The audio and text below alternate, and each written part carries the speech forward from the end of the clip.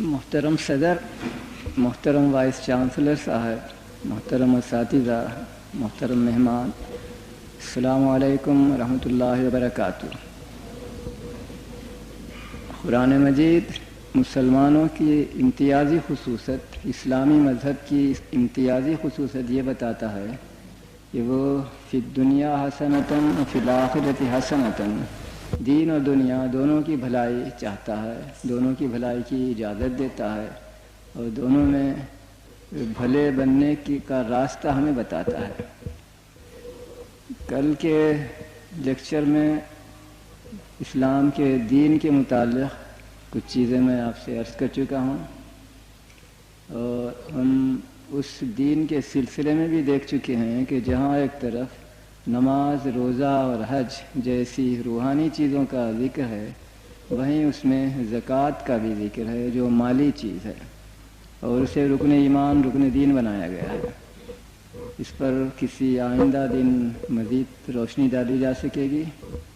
آج میرے پیش نظر صرف یہ بتانا ہے کہ کن حالات میں پیغمبر اسلام صلی اللہ علیہ وسلم کو اس بات پر مجبور ہونا پڑا، اگر میں کہہ سکوں، کہ ایک حکومت قائم فرمائے۔ مجبور ہونے کا لفظ میں اس لیے استعمال کر رہا ہوں کہ نبی دنیا کا طالب نہیں ہوتا، دنیاوی اقتدار وہ نہیں چاہتا۔ اس کے باوجود پیغمبر اسلام صلی اللہ علیہ وسلم ایک مملکت قائم بھی کرتے ہیں اور اس مملکت کے حاکم اعلیٰ کی حیثیت سے حکمرانی بھی فرماتے ہیں۔ یہ کن حالات میں ہوا اور کس طرح یہ مشکل کام انجام پا سکا، اور پھر اس مملکت میں جیسا کہ ہم ابھی دیکھیں گے جس کا وجود ہی نہ تھا، ہر چیز نظم و نسق کے متعلق آپ نے قائم فرمائی، اور ایسا نظم و نسق چھوڑا کہ آپ کے بعد وہ صدیوں تک چلتا رہا اور انسانیت اس سے فائدہ اٹھاتی رہی۔ بہرحال قبل اس کے کہ اسلامی مملکت کے متعلق کچھ معلومات ہم حاصل کریں، غالباً بے محل نہ ہوگا کہ جزیرہ نما عرب میں اسلام سے پہلے مملکت کے سلسلے میں کیا صورتحال پائی جاتی تھی، اس کی طرف کچھ مختصر سا اشارہ کروں۔ یہ حیرت انگیز بات ہے کہ جنوبی عرب میں، یمن میں، شہر روما ہی نہیں، شہر ایتھنز کے وجود میں آنے کے پہلے سے ہی مملکت پائی جاتی ہے۔ دوسرے الفاظ میں عرب کا تمدن یورپ کے قدیم ترین تمدنوں سے بھی زیادہ قدیم ہے، اور ان مملکتوں میں جو یمن میں قائم کی گئی تھیں، سبا اور معین کی سلطنتیں، ان کا نظم و نسق اچھا خاصا ترقی یافتہ نظر آتا ہے، اور اس کے آثار سے، وہاں کے کتبات سے استنباط کر کے جو معلومات حاصل کیے گئے ہیں، اس سے ہم یہ کہہ سکتے ہیں کہ عربوں کو حکمرانی کا، جس کے معنی رعایا کی فلاح و بہبود کا انتظام کرنا، اس سے بہت دلچسپی رہی، اور وہاں ایسے کارنامے کیے گئے کہ آج ہمیں حیرت ہوتی ہے کہ اس چھوٹے سے ملک میں، اس صحرائی ملک میں یہ کام کیسے انجام پائے۔ مثال کے طور پر قرآن مجید کی تلاوت کرنے والا ہر شخص جانتا ہے کہ سیل العرم وہاں ایک مرتبہ وجود میں آئی تھی۔ ایک مقام پر ایک نہر یا ایک دریا پر تالاب بنایا گیا تھا، اور اس کے ٹوٹ جانے کی وجہ سے بہت سا نقصان ہوا، اور وہاں کی رعایا کو ملک چھوڑ کر، ترک وطن کر کے دیگر ممالک میں جا کر بسنے پر مجبور ہونا پڑا تھا۔ تو عرض کرنا یہ ہے کہ یہ تالاب جو یمن میں آج بھی موجود ہے، ٹوٹی ہوئی حالت میں، اتنا عظیم الشان ہے کہ اس کی مرمت ہی کے لیے کئی ارب روپیہ درکار ہے۔ یہ اس زمانے کا ذکر ہے جب ہی شہر ایتھنز وجود میں بھی نہیں آیا تھا۔ بہرحال میں اتنے قدیم زمانے کی حالات جو بھی ہمیں معلوم ہے تفصیل سے بیان نہیں کروں گا۔ عرض کرنا یہ ہے کہ یمن میں بلقیس کی حکمرانی جو حضرت سلیمان کی ہم اثر ہے، اور اس کے بعد عرصے دراز تک مختلف حکمران وہاں حکومت کرتے رہے، اور وہاں کی فطری زرخیزی، وہاں کے مختلف قیمتی جو پیداواریں ہیں ان کی وجہ سے اس پر حملے بھی ہوتے رہے. ایشیا کے لوگ بھی یمن پر حملہ کرنے کی کوشش کرتے رہے، افریقہ کے لوگ بھی، یورپ کے لوگ بھی. چنانچہ یونانیوں نے بھی یمن پر حملہ کیا تھا، اور ان کے یونانی کتبے بھی آج تک ہمیں یمن میں بعض مقامات پر ملتے ہیں. عہد نبوی سے عین پہلے وہاں کے حکمرانوں کو شکست دے کر حبشہ کے ایک بادشاہ نے یمن پر قبضہ کیا تھا، اور پھر کہتے ہیں کہ اسے جو عیسائی تھا جس نے اپنے پائیتخت صنعاء میں ایک عظیم الشان گرجا بھی بنایا تھا، جلن ہوئی کہ لوگ صحرا بے گیاہ مکے کی حج کے لیے کیوں جاتے ہیں. چنانچہ اس نے ایک فوج تیار کی اور کعبے کو ڈھانے کے عزم سے کعبے مکے کی طرف روانہ ہوا. اس کا قرآن مجید میں قصہ مذکور ہے، سورہ فیل میں، الم تری کیف فعل ربک باصحاب الفیل وغیرہ. یہ اس زمانے کا ذکر ہے جب رسول اکرم صلی اللہ علیہ وسلم پیدا ہونے کو تھے. چنانچہ ہمارے مؤلف لکھتے ہیں کہ جس سال اصحاب الفیل کا مکے پر حملہ ہوا اسی سال رسول اکرم پیدا ہوئے. یہ معلوم ہوتا ہے کہ مقامی باشندوں کی مرضی کے خلاف تھا، یعنی یمن پر حبشیوں کی حکومت. چنانچہ مقامی یمنی باشندوں نے نیشنلسٹ تحریک کہیے یا جو بھی، بہرحال انہوں نے کوشش کی کہ ان سے نجات پائیں، اور اس غرض کے لیے یمن کے سردار ایران گئے اور ایران کے بادشاہ سے درخواست کی کہ وہ انہیں مدد دے. اس روایت کے دلچسپ الفاظ یہ ہیں، ایک سردار نے کسریٰ سے کہا کہ ہمارے ملک پر کووں نے قبضہ کر لیا ہے اور آپ ہمیں مدد دیجیے. تو اس نے پوچھا کہ کون سے کوے، ہندوستان کے کوے یا افریقہ کے کوے؟ تو بہرحال اس طرح کی کچھ دلچسپ چیزیں اس میں ملتی ہیں. عرض کرنا یہ ہے کہ کسریٰ نے یہ خیال کیا کہ عرصے سے مجھے تمنا تھی یمن پر قبضہ کروں، اب یہ موقع خدا داد ہاتھ آیا ہے، اب سے فائدہ اٹھانا چاہیے.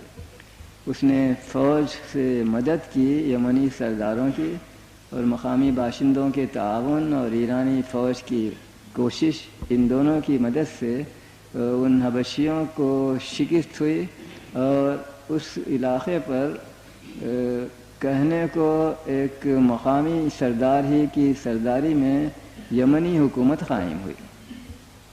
اس زمانے میں مکے سے عبد المطلب یمن جاتے ہیں اور اس حکمران کو اپنی طرف سے، اپنے ملک کی طرف سے مبارکباد پیش کرتے ہیں. اس کی تفصیلیں ہمیں ملتی ہیں، جس سے بظاہر یہ معلوم ہوتا ہے کہ یمن اور مکے کے تعلقات بہت قریبی تھے. اور ضمناً یہ بھی بیان کیا جاتا ہے کہ اس سفر کے دوران میں یمن کے اس بادشاہ نے عبد المطلب کو خضاب بطور تحفے کے دیا. ان کی داڑھی سفید ہو گئی تھی، یا فطرتاً وہ بلونڈ تھے، یعنی ان کی داڑھی کا رنگ، ان کے بالوں کا رنگ سفید تھا، جس کے باعث لوگ ان کو بوڑھا سمجھتے تھے چاہے وہ بوڑھے نہ ہوں. تو انہیں خضاب دیا کہ اس کے ذریعے سے تم اپنے بال کو کالے بنا سکتے ہو اور جوانی حاصل ہو سکتی ہے. راویوں نے لکھا ہے کہ جب انہوں نے اس کا استعمال کیا، اپنے گھر پہنچے تو بیوی بچے بھی ان کو پہچان نہیں سکے. پھر شاید بیوی نے یا کسی نے ایک طعن آمیز بیت سنائی ان کو کہ یہ آپ کی جوانی تو مصنوعی جوانی ہے، اور اس کی وجہ سے تم حقیقت میں جوان نہیں بنو گے. پھر اس کے بعد سے انہوں نے خضاب کا استعمال ترک کر دیا. یمن میں یمنی حکمران برائے نام رہا. جلدی ہی ایرانیوں نے اپنے اس قبضے، اپنی فوج کی موجودگی سے بیجا فائدہ اٹھا کر اسے بے دخل کر دیا اور خود ہی وہاں حکومت کرنے لگے. اس کی ہم بعد میں دیکھیں گے، ایک تھوڑی سی اہمیت سیرت النبی میں پیدا ہو جاتی ہے. یعنی عہد نبوی کے اواخر میں جب یمن مسلمان ہوا تو اس زمانے میں ایران میں ایرانی حکومت کو کمزور ہونے کی ضرورت پیش آئی تھی، یعنی اس کی جنگ ہوئی تھی بیزنٹائن رومی سلطنت سے، جس میں اسے شکست ہوئی تھی، اور ایران میں شاہ گردی ہونے لگی تھی۔ اس صورتحال سے فائدہ اٹھا کر یمنیوں نے ایرانیوں کے خلاف بغاوت کی تھی، اور اس وقت یمن کا جو ایرانی گورنر تھا اس نے اسلام قبول کیا تھا، اور اس طرح اپنے آپ کو اور اپنے ہم نسل ایرانی ساکنوں کو جو یمن میں تھے بچانے کی کوشش کی تھی۔ تو یہ ایک انٹرنیشنل پیچیدگیاں وغیرہ اس سلسلے میں یمن میں پیدا ہو گئی تھیں۔ مجھے اس سے زیادہ بحث نہیں، بہرحال عرض کرنا یہ ہے کہ عرب میں قدیم ترین حکومتیں ہمیں یمن میں نظر آتی ہیں، مگر صرف وہیں نہیں اور مقاموں پر بھی حکومتوں کا پتہ چلتا ہے۔ ان کی تفصیلوں میں گئے بغیر میں اب مکے کی طرف عود کرتا ہوں، کیونکہ رسول اکرم کی ولادت وہاں ہوئی، اور ہم اولاً یہ معلوم کریں گے کہ وہاں کوئی حکومت تھی یا نہیں، اور تھی تو کس قسم کی حکومت تھی۔ مکے کے متعلق اب سب اچھی طرح واقف ہیں کہ وہ حضرت ابراہیم کا قائم کردہ شہر ہے۔ حضرت ابراہیم کو جب خدا نے حکم دیا کہ اپنے بیٹے اسماعیل اور ان کی ماں حضرت ہاجر کو فلسطین سے لا کر اس بے گیاہ و بے آب مقام پر چھوڑ دیں تو وہاں کوئی آبادی نہیں تھی، اور 2-4 دن بعد ہی کہنا چاہیے کہ وہاں آبادی کا انتظام خدا نے کیا۔ حضرت اسماعیل کو پیاس ہوئی اور ان کے پاؤں کے زمین پر مارنے سے وہاں زمزم کا چشمہ پیدا ہوا، اور ایسے مقام پر پانی نمودار ہوا جہاں پہلے کوئی پانی نہیں تھا۔ اتفاق سے ایک قبیلہ وہاں سے گزرتا ہے جسے واقفیت تھی کہ اس مقام پر کوئی پانی نہیں ہے، وہاں سے ہمیشہ گزرا کرتا تھا۔ اب اس نے دیکھا کہ وہاں پانی کے آثار ہیں، شاید کچھ پرندے بھی اڑ رہے ہیں، تو اسے ایک استعجاب ہوا، اور وہ آ کر دیکھتا ہے کہ وہاں ایک دودھ پیتا بچہ اور اس کی ماں، تنہا ایک عورت وہاں ہے اور کوئی نہیں۔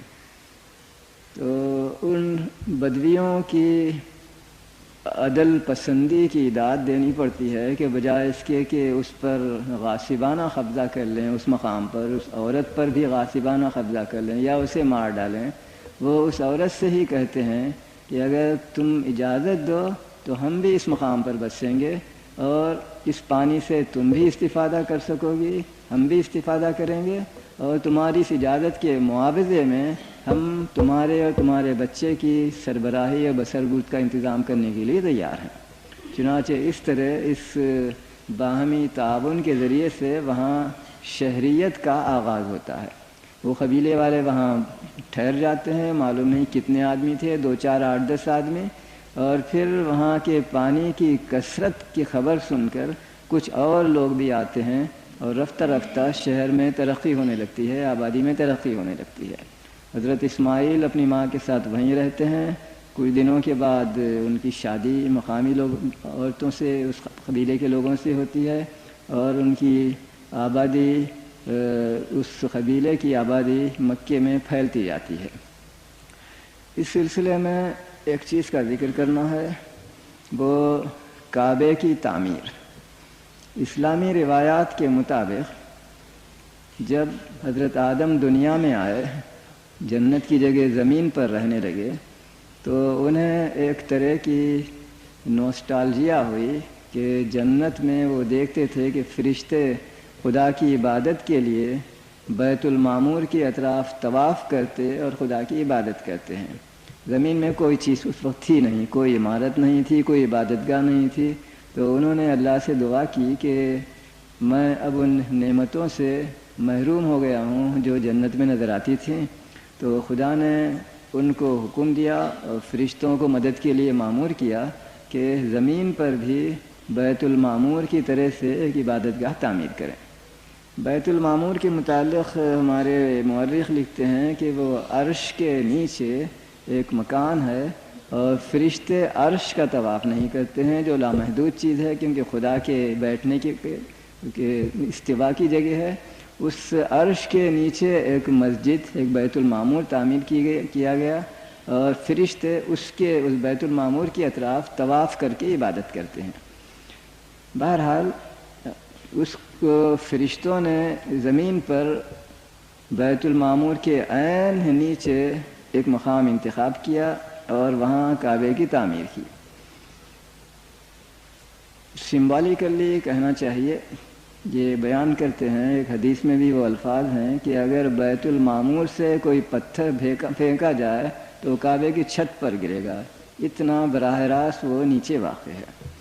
سمبالیکلی میں اس معنی میں لیتا ہوں، اس کے معنی یہ ہیں کہ کعبہ ایک کھڑکی ہے، وہاں سے چلی ہوئی دعا براہ راست عرش برین پر خدا تک پہنچ جاتی ہے، کسی واسطے کی ضرورت نہیں ہوتی، وہ کسی اور مقام پر جا کر خدا تک پہنچے، اس کی ضرورت نہیں ہوتی۔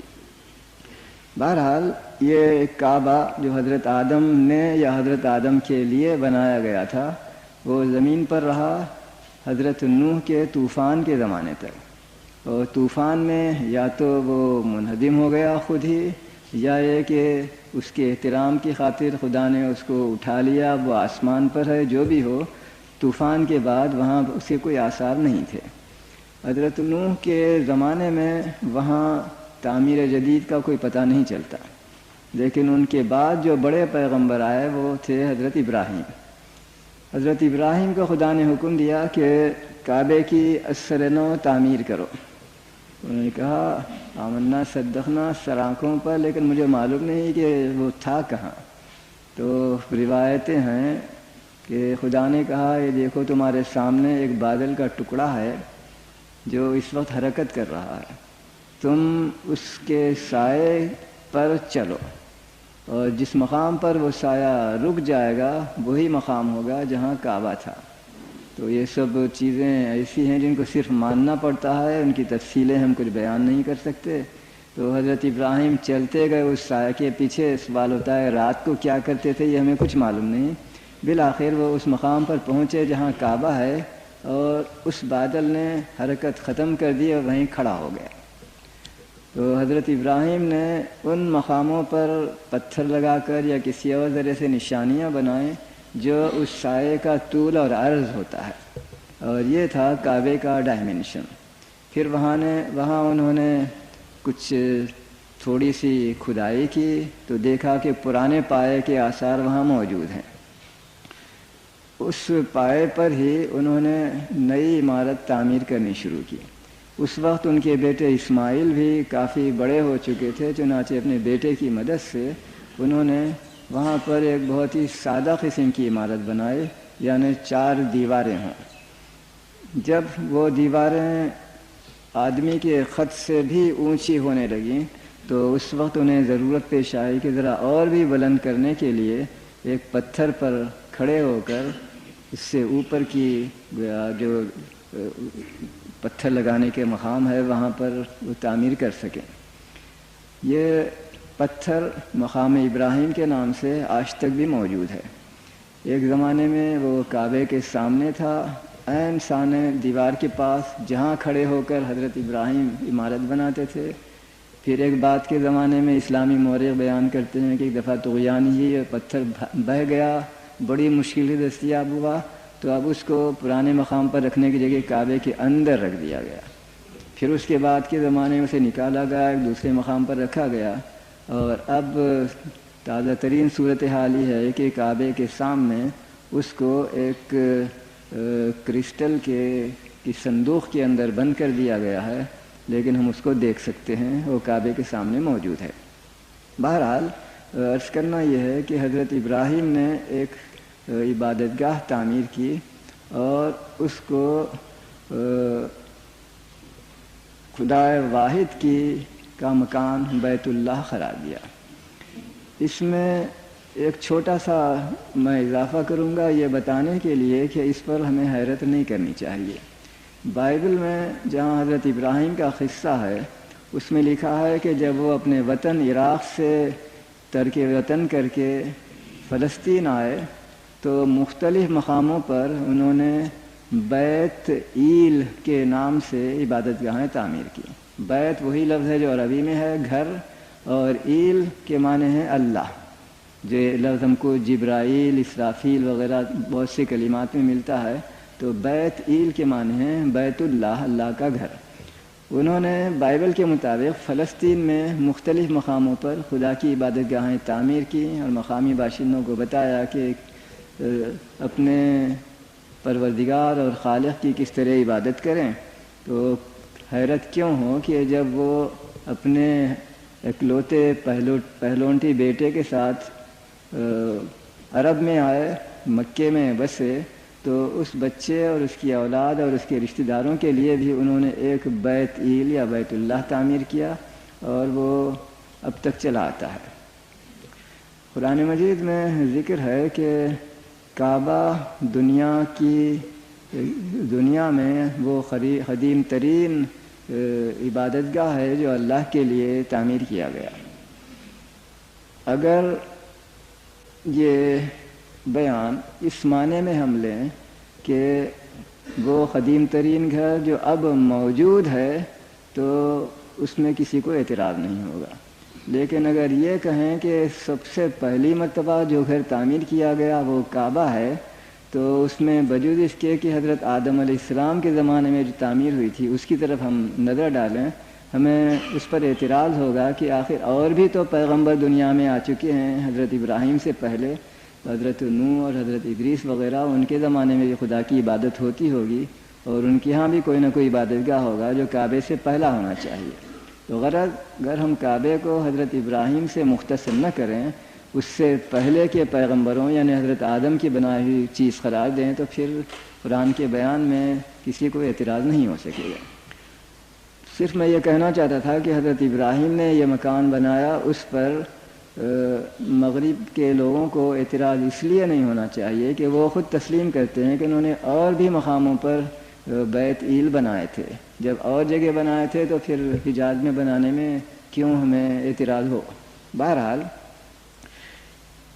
یہ سلسلہ یعنی بیت اللہ کا حج جو حضرت ابراہیم نے معین کیا تھا، اس کا سلسلہ کافی عرصے تک جاری رہا، اور اس کے نگران پہلے حضرت اسماعیل رہے، پھر اس کے بعد ان کی اولاد اس کی متولی رہی۔ بعد میں جنگیں ہوئیں، بعد میں اور لوگ آ کر مکے پر قابض ہوتے رہے، اس کا ایک طویل قصہ ہے جس میں میں اس وقت نہیں جاؤں گا۔ کہنا یہ ہے کہ جس زمانے میں حضرت صلی اللہ علیہ وسلم پیدا ہوئے، اس وقت مکے کی چند خصوصیتیں ہمیں حیرت انگیز نظر آتی ہیں۔ وہ یہ کہ یہ شہر نہ صرف ایک بہت ہی مالدار تجارتی شہر تھا، بلکہ ساتھ ہی ساتھ اس کے نظم و نسق کے لیے ایک سلطنت کا پائی جاتی تھی، جس میں 12 وزیر ہوا کرتے تھے۔ یہ چیزیں ایسی ہیں جس پر ہمیں حیرت ہوتی ہے۔ میں اس کا کچھ خلاصہ آپ سے بیان کروں گا۔ جہاں تک تجارت کا تعلق ہے، وہ حضرت کی ولادت سے بہت پہلے نسل پہلے کی کے انتظامات کا نتیجہ تھا۔ قرآن مجید کا سورہ لإلاف قریش إیلافہم رحلۃ الشتاء والصیف سے آپ واقف ہیں، جس میں خدا مکے والوں کو یاد دلاتا ہے کہ خدا ہی نے تم کو رحلۃ الشتاء والصیف، سردی اور گرمیوں کے سفر کے ذریعے سے مال بھی دیا اور خوف سے بھی تمہیں بچایا۔ وہ انہیں یاد دلاتا ہے کہ اس خدا کے تمہیں شکر گزار رہنا چاہیے۔ تو ہوا یہ تھا کہ حضرت کے دادا کے پردادا بہت اوپر کا قصہ ہے، انہوں نے ایک مرتبہ یہ طے کیا کہ کعبہ جو جغرافی نقطہ نظر سے ایک اہم مقام تھا کہ شمال کے لوگ یعنی عرب کے بھی شمال کے لوگ عرب سے بھی جنوب میں تجارت کے لیے جانا چاہتے تو انہیں مکے سے گزرنا پڑتا تھا۔ چنانچہ کہتے ہیں کہ یورپ کی تجارت ہندوستان سے مکے کی راہ سے ہوا کرتی تھی، جس سے آپ کو اندازہ ہوگا کہ مکے کی کیا اہمیت تھی جغرافی نقطہ نظر سے۔ اس زمانے میں ہوائی جہاز نہ تھے کہ مکے کو نظر انداز کریں، لوگ کاروانوں سے گزرتے تھے، اور کاروانوں کو ہر رات کے سفر کے بعد کسی مقام پر رہ کر غذا اور پینے کی چیزیں وغیرہ حاصل کرنی پڑتی تھیں، تو مکے میں جو زمزم کا چشمہ تھا، زمزم کا کنواں، وہ ایسی چیز تھی کہ اسے کسی طرح نظر انداز نہیں کیا جا سکتا تھا، قافلے وہاں سے گزرا کرتے تھے۔ تو انہوں نے اس تجارتی حیثیت کو اور بھی مستحکم کرنے کے لیے حضرت کے جد امجد نے ایک مرتبہ اپنے بچوں کو، ایک ایک بیٹے کو ایک ایک ملک میں بھیجا کہ وہاں کے حکمران سے معاہدہ کرو۔ ایک کو قیصر کے پاس بھیجا، دوسرے کو کسریٰ کے پاس، تیسرے کو نجاشی کے پاس، چوتھے کو یمن کے حکمرانوں اخیال کے پاس، اور ان سے معاہدہ یہ کیا کہ ہمیں اس بات کی اجازت دو کہ ہم تجارتی کاروان تمہارے ملک میں لائیں اور وہاں سامان کا تبادلہ ہو، ہماری پیداوار یا ہمارے پاس جو سامان بیچنے کا ہوگا وہ تمہارے ملک میں بیچیں گے، اور تمہارے ملک کی پیداوار ہم خرید کر اپنے ملک کو لے جائیں گے۔ اور یہ معاہدے طے ہو گئے، ان حکمرانوں نے یہ پسند کیا۔ اس کی تفصیل میں نہیں جاؤں گا کہ کیوں انہوں نے یہ قبول کیا، بہرحال انہوں نے قبول کیا، اس کے ہمارے پاس تفصیلی معلومات ہیں، صرف اس وقت میں بیان نہیں کر سکتا ہوں۔ ان مکے والوں نے یہ دیکھ کر کہ عرب میں رہنے والے جو قبیلے ہیں وہ لٹیرے ہیں، اور تجارتی کاروان کو اپنے ملک سے گزرتا ہوا دیکھ کر انہیں لالچ ہوگا اور ممکن ہے وہ قافلے پر چھاپہ ماریں، اسے لوٹ لیں۔ تجارت کو محفوظ کرنے کے لیے ضرورت تھی کہ کچھ نہ کچھ انتظام کیا جائے۔ چنانچہ ان مکے کے افسروں نے مکے سے جہاں جانا ہے وہاں تک جتنے قبیلے بستے ہیں، ہر ایک قبیلے کے سردار سے گفت و شنید کی اور اسے کہا کہ اس کاروانی تجارت سے ہمیں جو منفعت ہوگی اس سے کچھ حصہ تمہیں بھی دیا جائے گا۔ چنانچہ اس لالچ میں کہنا چاہیے کہ انہوں نے قبول کیا کہ ہم تمہارے کاروانوں پر حملہ نہیں کریں گے، اگرچہ ہمیں آزادی رہے گی کہ دوسرے کے کاروانوں کو لوٹیں۔ اور اس سلسلے میں یہ بھی بیان کیا گیا ہے کہ مکی سردار نے کہا کہ اگر تمہارے پاس کچھ بیچنے کا سامان ہو، مثلاً بکروں کے چمڑے یا عرب میں پیدا ہونے والے گوند یا بیلسان کا تیل وغیرہ وغیرہ، ان چیزوں کے اگر تمہیں بیچنا ہو تو تمہیں زحمت کرنے کی ضرورت نہیں کہ تم خود جاؤ شام کو اور حبش کو اور وہاں بھیجو، وہ ہمیں دے دو، ہم اسے فروخت کریں گے اور پوری منفعت بغیر کوئی معاوضہ لینے کے ہم تم کو پہنچا دیا کریں گے۔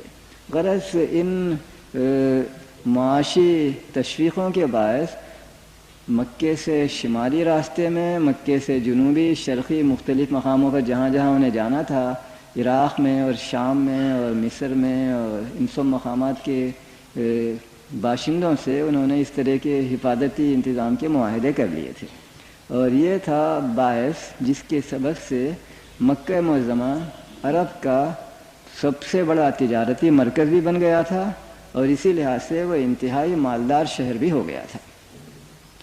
اندازہ لگائیے اس کی مالداری کا۔ مدینہ آنے کے بعد ابتدائی زمانے میں ایک اسلامی دستے نے قریش کے مکے والوں، مشرکین مکہ کے ایک کاروان پر چھاپہ مارا تھا، اور اس میں جو مال غنیمت ملا وہ 1,00,000 درہم تھے۔ 1,00,000 درہم آج کل ہمیں چھوٹی چیز معلوم ہوگی، مگر اس زمانے میں اس کی قیمت آج کل کے کروڑوں روپئے کے برابر ہوتی تھی۔ تو یہ ایک کاروان کا سرمایہ تھا، جس سے ہم اندازہ لگا سکتے ہیں کہ قریش کی دولت کا کیا حال ہوگا۔ بہرحال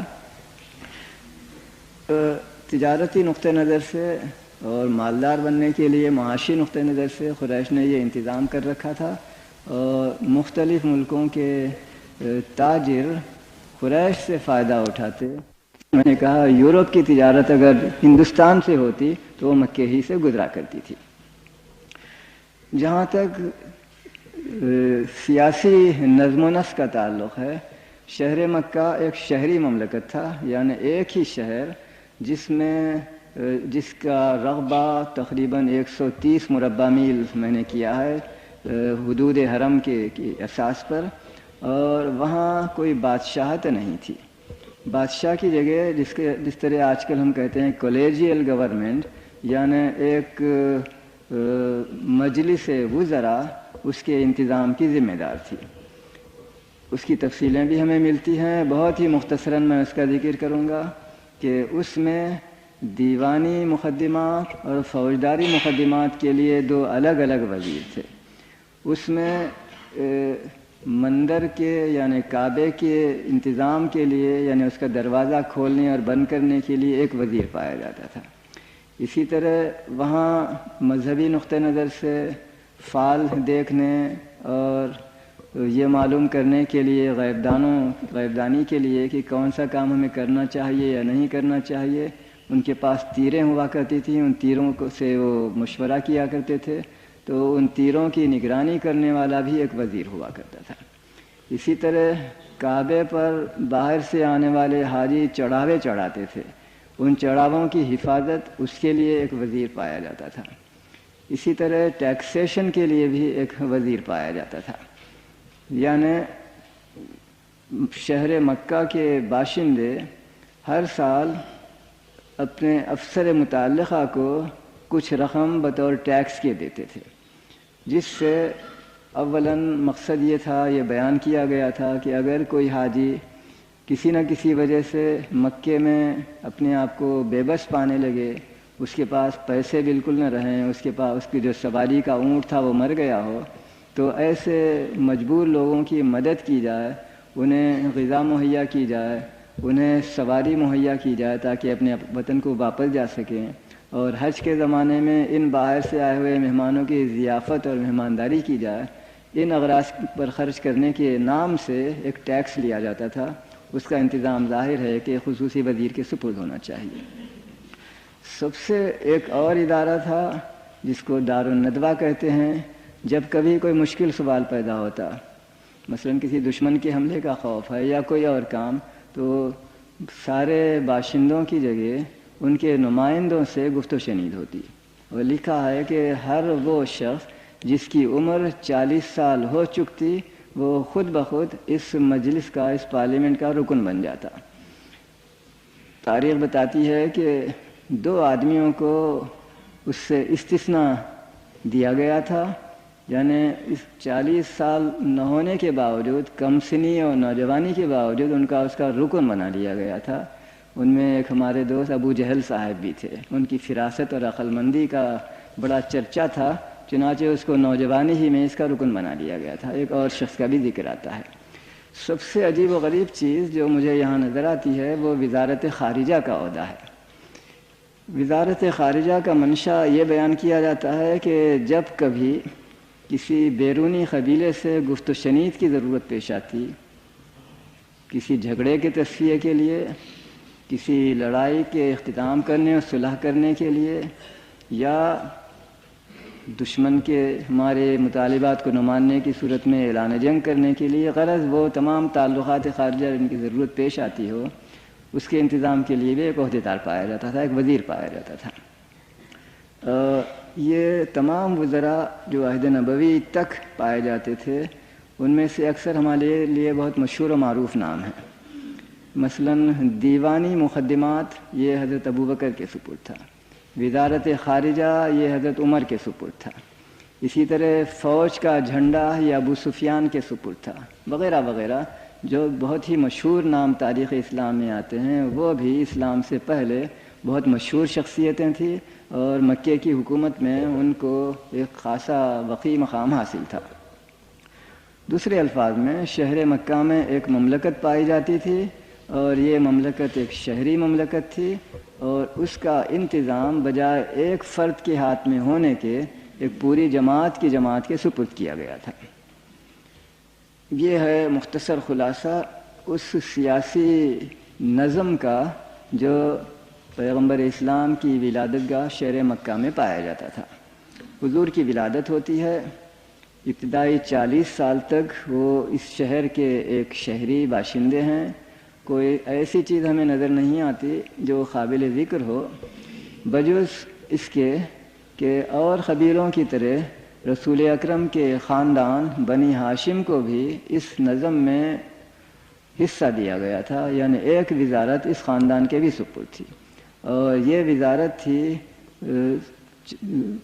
زمزم کے کنویں کا انتظام، اس میں منفعت بھی تھی، اگرچہ صراحت سے ہمیں معلوم نہیں ہوتا، لیکن اور مقاموں پر شام وغیرہ میں اس کا پتہ چلتا ہے کہ عبادت گاہ کے کنویں کا پانی حاجیوں کو دیا جائے تو انعام کے طور پر یا ٹپس کے طور پر اس پانی دینے والے کو حاجی اپنی طرف سے کچھ رقم دیا کرتے تھے۔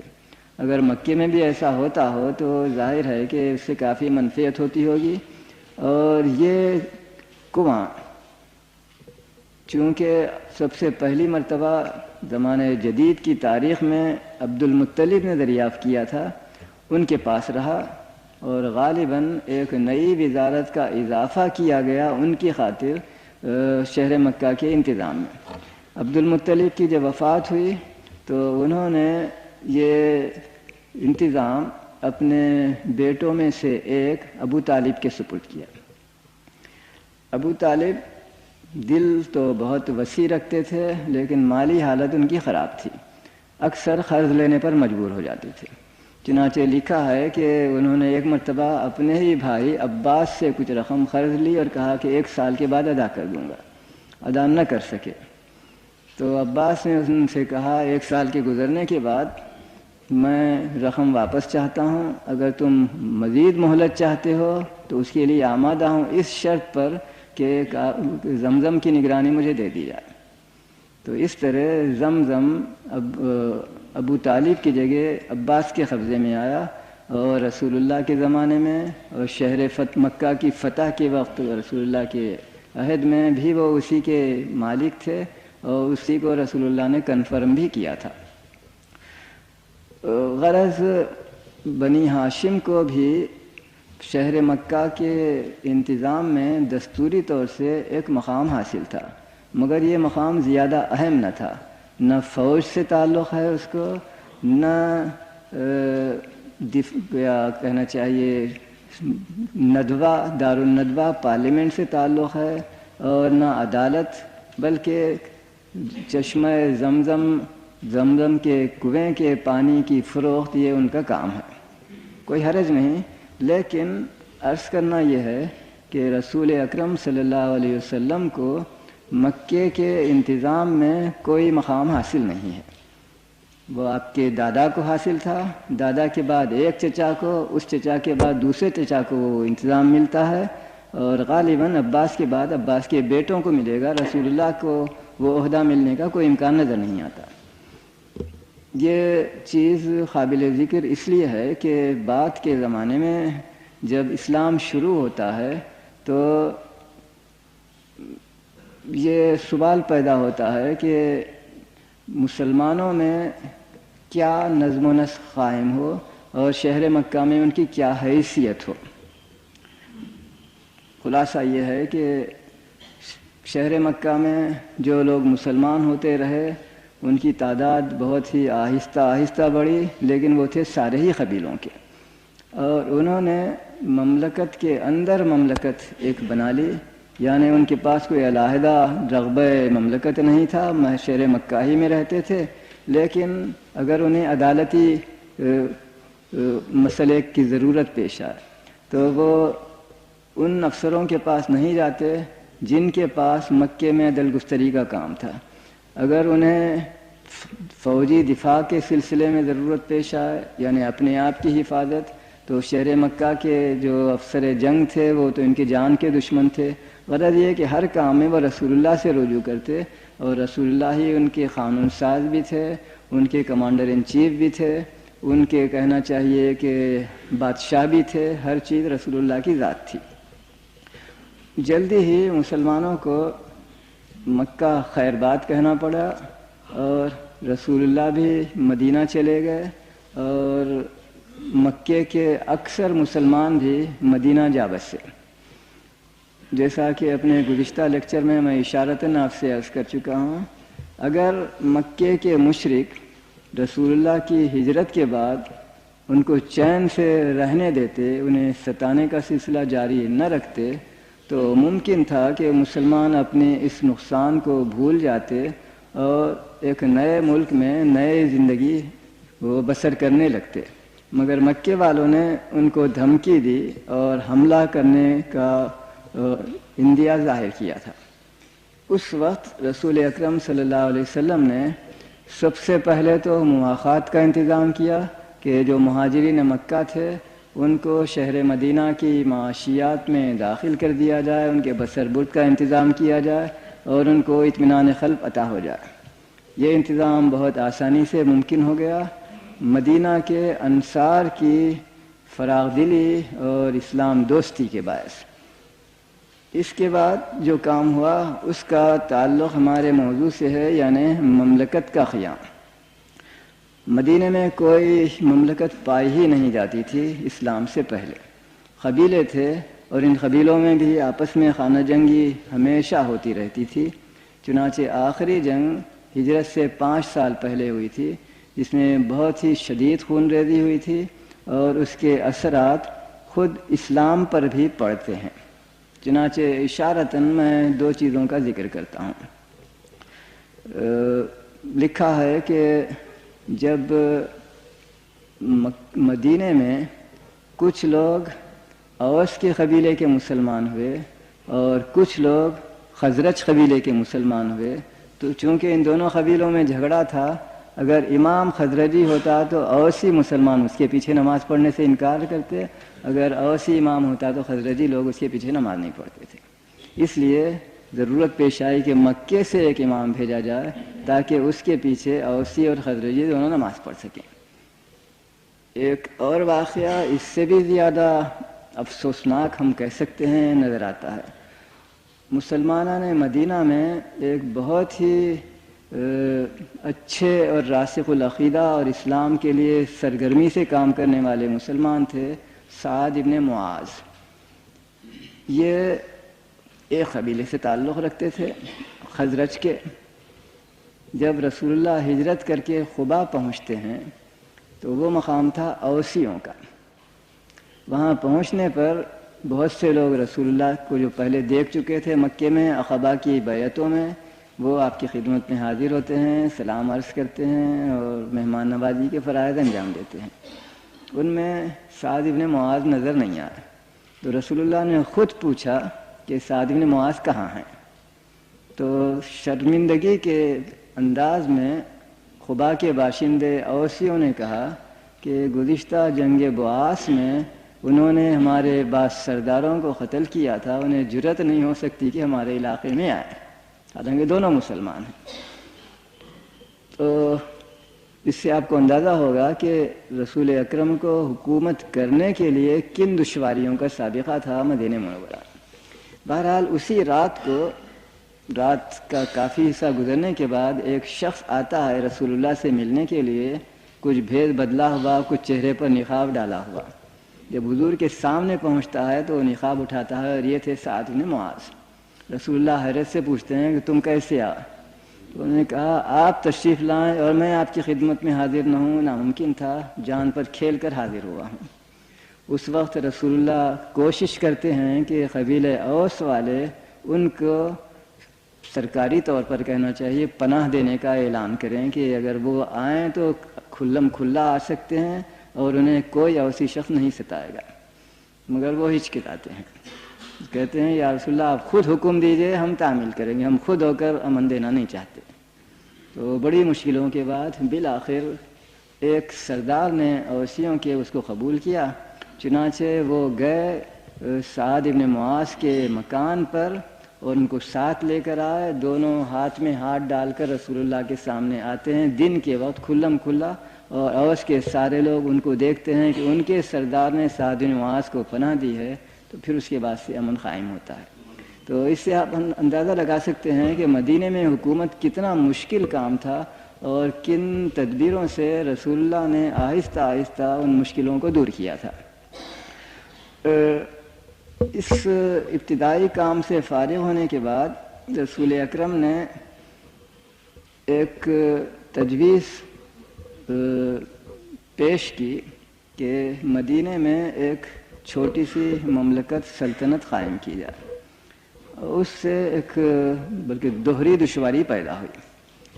جنگ بعاث کے بعد مدینے والوں نے یہ سوچا کہ آئے دن کی جنگ ہم سب کے لیے نقصان کا باعث ہے، اس کو ختم کرنا چاہیے، مگر کسی کے سمجھ میں نہیں آ رہا تھا کہ کس طرح ختم کریں، کیونکہ اگر کوئی بادشاہ بنایا جائے تو وہ الف قبیلے کا ہوگا یا بے قبیلے کا ہوگا، اور ان میں چونکہ آپس میں جلن اور اناد ہے، یہ ناممکن تھا کہ اوس کا اگر شخص بادشاہ بنایا جائے تو خزرجیوں کو پسند آئے، خزرجیوں کا بادشاہ ہو تو اوسی اسے قبول کریں۔ بہرحال ایک خزرجی سردار کو جو بہت مالدار بھی تھا، جس کی عقل مندی کا بھی چرچا تھا اور جس کی عدل گستری کو بھی لوگ مانتے تھے کہ وہ اچھا شخص ہے، اس کے متعلق خزرجیوں نے طے کیا کہ ہم اسے بادشاہ بنا دیں۔ یہ تھا عبداللہ ابن ابی بن سلول۔ اس کے متعلق انہیں توقع تھی کہ اس کی ذاتی قابلیتوں کے باعث اوسی بھی اسے قبول کر لیں گے، چنانچہ اس کے لیے ایک تاج شہریاری بھی تیار ہونے لگا، جس کی فرمائش یہودی سناروں کے سپرد کی گئی۔ اس اثنا میں رسول اللہ تشریف لاتے ہیں، تو ظاہر ہے کہ مسلمان شدہ اوسیوں اور خزرجیوں کو اب عبداللہ بن ابی بن سلول سے کوئی دلچسپی نہ رہی۔ اس کا نتیجہ بھی آپ سمجھ سکتے ہیں کہ عبداللہ بن ابی بن سلول کو رسول اللہ سے نفرت پیدا ہو گئی کہ وہ غاصب ہے، میرے اقتدار اور میری بادشاہت اور میری تاجداری میں وہ حارج ہو رہا ہے۔ چنانچہ یہ شخص ساری عمر منافق رہا، آئے دن اسلام کے لیے دشواریاں پیدا کرتا رہا۔ حضرت عائشہ پر جو عفق کا الزام لگایا وہ بھی انہی صاحب کی کارگزاری تھی، اور بھی جو کام وہاں پر مسلمانوں کے خلاف ہوئے اس میں بھی اس کا ہاتھ نظر آتا ہے۔ جنگ تبوک کے زمانے میں رسول اللہ کو قتل کرنے کی ایک سازش ہوئی تھی، اس میں بھی اس کا دخل تھا۔ بہرحال ایک طرف عبداللہ بن ابی بن سلول کی وجہ سے مسلمانوں کو دشواری پیش آنے والی تھی سیاسی نظم و نسق میں، دوسرے ایک عیسائی شخص تھا، یہ اوس والا، ابن سلول ہے خزرج والا۔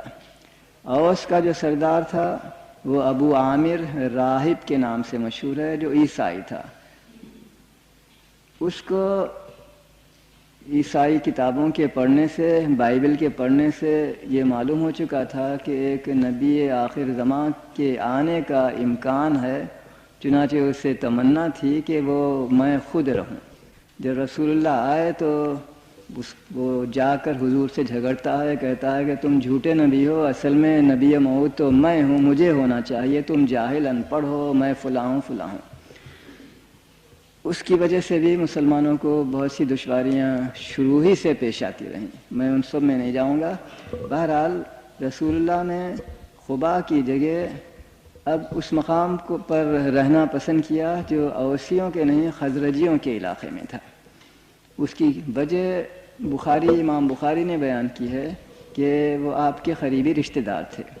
عبد المطلب کی ماں ایک مدینے والی عورت تھی، یہ قبیلہ خزرج کی تھی، چنانچہ اپنے کہنا چاہیے خاداؤں کے علاقوں میں حضور نے رہنا پسند کیا، اس لیے قباء سے نکل کر اس مقام پر گئے جہاں بنو النجار کا قبیلہ بستا تھا، وہاں قیام کیا، اور جلدی ہی وہاں ایک جلسہ طلب کیا گیا۔ شہر مدینہ کی آبادی کے جو مختلف عناصر تھے ان سب کے نمائندوں کی، اس میں مسلمان بھی تھے، مہاجرین و انصار، اس میں غیر مسلم بھی تھے، جو عرب ابھی تک اسلام نہیں لائے تھے ان کے نمائندے، جو یہودی وہاں بستے تھے، جو عیسائی وہاں بستے تھے، اور ان کے سامنے حکومت کے قائم کرنے کی تجویز پیش کی گئی، اور اس تجویز کو اکثریت نے قبول بھی کیا۔ لکھا ہے کہ 2 یا 4 اوسی قبیلوں نے انکار کیا۔ میرا گمان ہے کہ اس سے مراد ابو عامر راہب کا خاندان ہوگا اور اس کے قریبی رشتہ دار ہوں گے، انہوں نے اس میں اس کی شرکت سے انکار کیا۔ اس طرح ایک مملکت قائم ہوتی ہے جو ایک شہر پر بھی نہیں بلکہ ایک شہر کے کچھ حصے میں۔ سب سے اہم چیز علمی نقطہ نظر سے جو ہمیں نظر آتی ہے وہ یہ ہے کہ اس مملکت میں حکمران اور رعایا کے جو حقوق و فرائض ہوں گے ان کو تحریر طور سے مرتب کیا گیا۔ دوسرے الفاظ میں اس مملکت کا دستور مرتب کر کے سب کے سامنے پیش کیا گیا، سب کے مشورے سے اسے لکھا گیا، اور ایک تحریری دستاویز ہے۔ خاص قابل ذکر چیز یہ ہے کہ دنیا کا سب سے پہلا تحریری دستور ایک امی شخص کے ہاتھوں دنیا میں وجود میں آتا ہے، صلی اللہ علیہ وسلم۔ اس دستور کی اگر میں تحلیل ہی شروع کروں تو اس کے لیے بھی کم سے کم ایک پورا دن مجھے درکار ہوگا۔ مختصراً یہ عرض کرنا ہے کہ اس میں ایک طرف تو یہ اعلان کیا گیا ہے کہ یہ مملکت ساری دنیا کے سامنے ایک مستقل اور خود مختار مملکت ہوگی۔ اسی طرح اس میں یہ کہا گیا ہے کہ اس میں مسلمان بھی ہوں گے، غیر مسلم بھی بسیں گے، اور یہ بھی صراحت ہے کہ غیر مسلموں کو ان کے دین کی پوری آزادی ہوگی۔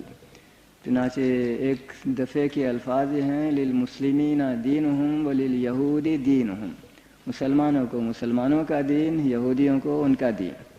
تو جتنے بھی وہاں لوگ بستے تھے ہر ایک کو دینی آزادی کا بھی اطمینان دلایا گیا تھا۔ اسی طرح دفاع کے سلسلے میں اس کا انتظام کیا گیا تھا، اور وہ ایک خاصی اہمیت کا حامل ہے۔ اولاً میں یہ کہوں کہ حضرت کو اس حکومت کا صدر تسلیم کیا گیا، منتخب کیا گیا، پسند کیا گیا۔ غالباً خالص دنیاوی نقطہ نظر سے ہم اس پر غور کریں تو وجہ یہ نظر آتی ہے کہ یہ ناممکن تھا کہ اوسیوں کا کوئی بادشاہ مقرر کیا جائے، کیونکہ خزرجی اسے قبول نہیں کرتے، خزرجیوں سے منتخب نہیں کیا جا سکتا کہ اوسی اسے قبول نہیں کرتے۔ اسی طرح مسلمانوں کے اور جو وہاں طبقے تھے باہر سے آئے ہوئے مہاجرین، مثلا حضرت بلال حبشی وغیرہ وغیرہ، مختلف وجوہ سے سوائے اس کے کوئی چارہ بھی نہیں تھا کہ رسول اکرم کو اس حکومت کا صدر منتخب کیا جائے۔ تجویز آپ ہی نے پیش کی تھی، آپ کے گرویدہ دونوں آپس میں لڑنے والے قبائل کے لوگ آپ پر اعتماد رکھتے، آپ کو نبی مانتے تھے۔ اسی طرح آپ کی غیر جانبداری، آپ کی عدل گستری، آپ کی عقل مندی، آپ کی فیاضی، ان سب کا لوگوں کو چند مہینوں کے عرصے میں تجربہ ہو چکا تھا جب سے کہ حضور وہاں آ چکے تھے، غرض حضرت اس کا صدر منتخب ہوتے ہیں۔ تو اس دستور میں صراحت ہے کہ جنگ کے سلسلے میں دو امر قابل ذکر ہیں۔ ایک تو نہ امن اور نہ جنگ قابل تقسیم چیز ہوں گے، یعنی اگر امن ہو تو اس سلطنت کے ساری باشندوں کے لیے ہوگا، اور جنگ ہو تو سارے باشندوں سے، یہ نہیں کہ چند لوگ صلح کریں دوسرے لوگ جنگ میں مشغول رہیں۔ امن و صلح کی مرکزیت اور ناقابل تقسیم ہونا ایک اہم چیز تھی، اور پھر اس میں یہ بھی صراحت ہے کہ اگر جنگ کے لیے باہر جانے کی ضرورت پیش آئے تو کون فوج میں شریک رہے، کون فوج میں شریک نہ رہے، اس کا اختیار رسول اللہ کو حاصل ہوگا۔ گویا آپ کمانڈر ان چیف سے بھی زیادہ اختیارات رکھتے ہیں، نہ صرف جنگی انتظام کریں گے بلکہ جنگ کے سیاسی پہلو پر بھی آپ ہی کا دخل رہے گا، عمل رہے گا، اور اپنی فوج سے ان تمام لوگوں کو آپ خارج کر سکیں گے جو مشتبہ ہوں، جو فوج کے اندر رہ کر مسلمانوں کو نقصان پہنچانا چاہیں۔ البتہ اگر باہر سے کوئی دشمن حملہ آور ہو، اس کے متعلق صراحت ہے کہ ہر محلہ مدافعت براہ راست کرے گا اور لوگ ایک دوسرے کی مدد کریں گے، اور یہ بھی کہ فوج میں جو اخراجات ہوں وہ ہر محلہ یعنی ہر قبیلہ خود برداشت کرے گا۔ اس زمانے میں مرکزی حکومت کے پاس مال نہ تھا، حکومت مفلس تھی، لہذا اس انتظام کے ذریعے، یہ سن 1 ہجری کا واقعہ ہے، اس انتظام کے ذریعے سے ایک تو والنٹیئرز فوج میں حاصل ہوتے ہیں، اور وہ والنٹیئر جو ہتھیار بھی خود ہی لاتے ہیں، جنگ بھی خود ہی کرتے ہیں، جنگ کے زمانے میں اپنی غذا وغیرہ کا انتظام بھی خود ہی کر لیتے ہیں، اور حکومت پر کہنا چاہیے کہ کوئی خاص بار نہیں پڑتا۔ لیکن فوج کی باغ رسول اللہ کے ہاتھ میں ہوتی ہے، اور فوجی انتظامات صرف رسول اکرم ہی فرماتے ہیں۔ اسی طرح اس دستور میں عدل گستری کا بھی ذکر ہے کہ عدالت ابتدائی تو قبیلے وار ہوگی، سب لوگ اپنے قبیلے کے سردار کے پاس رجوع کریں گے اگر قبیلے کے ہی 2 افراد میں جھگڑا ہوا ہو، لیکن اگر فریقین دو مختلف قبیلوں کے ہوں تو اس صورت میں ظاہر ہے کہ رسول اکرم کے پاس انہیں آنا پڑے گا، اگرچہ انہیں اختیار تھا کہ کسی اور شخص کو بھی اپنا حکم، اپنا پنچ مقرر کریں، لیکن صراحت ہے کہ آخری حاکم عدالت اپیل چاہے اسے کہہ دیجئے، یہ رسول اللہ کی ذات ہوگی۔ اسی طرح مسلمانوں کے لیے صراحت ہے کہ قانون سازی رسول اکرم فرمائیں گے، قانون سازی کا بھی حق آپ کے ہاتھ میں ہے، فوجی عدالت کا، فوجی نظم و نسق کا انتظام بھی آپ ہی کے ہاتھ میں ہے، اور دیگر تفصیلیں جو اس میں آئی ہیں اس کے میں بھی ہمیں نظر آتا ہے کہ حکمران کو کیا اختیارات حاصل ہیں۔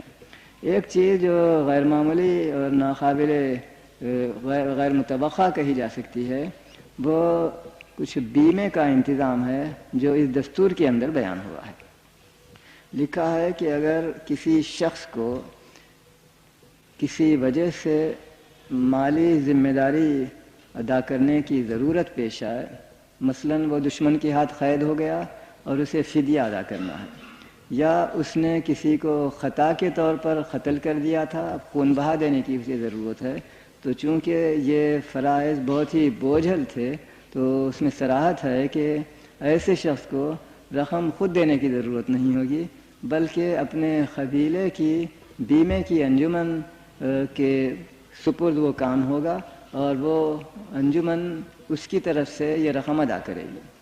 غالباً جیسا کہ یہودی قبیلیوں کے متعلق صراحت سے ہمیں پتہ چلتا ہے، ہر قبیلے کے سارے باشندے یا کم از کم بالغ لوگ ہر سال اس انجمن کو اپنی طرف سے کچھ چندہ دیا کرتے تھے جو محفوظ رہا کرتا تھا، اور جب کبھی فدیہ یا خون بہا دینے کی ضرورت پیش آئے تو اس چندے سے جمع شدہ رقم سے فرائض انجام دیے جاتے تھے، لیکن وہ بالکل ہی ایک دوسرے سے جدا انجمنیں نہیں ہیں، ان کو ایک پیرامڈل شکل میں منسلک کر دیا گیا تھا کہ اگر ایک قبیلے کے خزانے میں کافی رقم نہ ہو، اس قبیلے کے میں کئی حادثے پیش آئیں، انہیں بہت رقم دینے کی ضرورت ہو، تو ایک ہمسایہ قبیلے کی انجمن اس کی مدد کرے گی، پھر اس سے بھی بعید تر لوگوں کے قبیلوں کی انجمن مدد کرے گی، اور بالآخر حکومت مدد کرے گی۔ تو اس طرح ساری آبادی کو بیمے کے ایک نظام میں منسلک کر دیا گیا تھا، اور اس کا ذکر تفصیل کے ساتھ اس دستور میں جو سن 1 ہجری کا ہے ہمیں ملتا ہے۔ اسی طرح یہودیوں کے متعلق بھی تفصیلیں ہیں کہ ان پر کیا فرائض ہوں گے، کیا واجبات ہوں گے۔ اسی طرح اس کا بھی ذکر ہے کہ ہمارے جو مشترکہ دشمن ہیں یعنی قریش، ان کے ساتھ ہم لوگوں کا یعنی اس مملکت کے باشندوں کا کیا طرز عمل ہوگا، انہیں مدد دینا، ان کے ساتھ روابط رکھنا، ان کے ساتھ تجارت کرنا وغیرہ، ان کے متعلق تفصیل سے اس میں احکام دیے گئے ہیں۔ یہ تھا وہ نظام جو عہد نبوی میں شروع ہوا، اور جیسا میں نے ابھی عرض کیا کہ یہ مملکت شروع میں ایک شہر بھی نہیں، شہر کے ایک حصے میں قائم کی گئی تھی۔ اس کی بڑی تیزی سے توسیع ہوتی ہے۔ اس توسیع کا اندازہ اس سے آپ لگائیے کہ صرف 10 سال بعد جب رسول اللہ کی وفات ہو گئی، اس کے قیام کے 10 سال بعد، اس وقت شہر مدینہ ایک مملکت نہیں بلکہ ایک مملکت کا پائے تخت یا دارالسلطنت تھا۔ سلطنت بہت وسیع ہو چکی تھی، جس کے رقبے کا اندازہ جو تاریخی ہمیں دلیلیں ملتی ہیں وہ 3,30,30,30 لاکھ مربع کلومیٹر رقبے پر مشتمل تھا۔ حضرت کے غزوات اور حضرت کے بھیجے ہوئے جو سریے تھے ان کے متعلق ہمارے پاس اعداد و شمار موجود ہیں کہ کس میں کتنے لوگ تھے، کس وقت جنگ ہوئی تھی، کن سے جنگ ہوئی، دشمن کی تعداد کیا تھی، ہمارے کتنے لوگ مرے، دشمن کے کتنے لوگ مرے، کافی تفصیلیں ہمیں ملتی ہیں۔ ان سب کا مجموعہ یہ ہے کہ 10 سال میں 3 ملین کلومیٹر رقبہ فتح کرنے کے لیے دشمن کے جو لوگ مرے ہیں ان کی تعداد مہینے میں 2 بھی نہیں ہوتی۔ 10 سال میں 120 مہینے ہوتے ہیں، تو 120 کے دگنے 240 آدمی بھی ان لڑائیوں میں نہیں مرے، اس سے بھی کم دشمن کے۔ مسلمانوں کے شہداء کی تعداد اس سے بھی کم ہے۔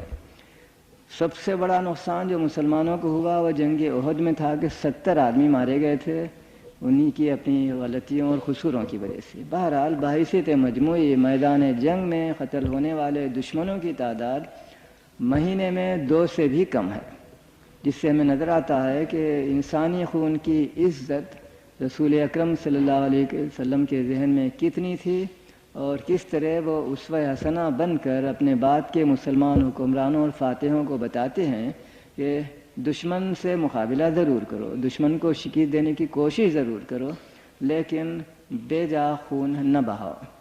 منشا یہ تھا کہ دشمن جو آج دشمن ہے، آج غیر مسلم ہے، ممکن ہے کل وہ مسلمان ہو جائے، یا اس کے بچے مسلمان ہوں، یا اس کے پوتے مسلمان ہوں، لہذا اس امکان کے کو زائل کرنے میں کبھی اپنی طرف سے کوئی ایسا کام نہ کرو جس پر پچھتانے کی ضرورت پیش آئے۔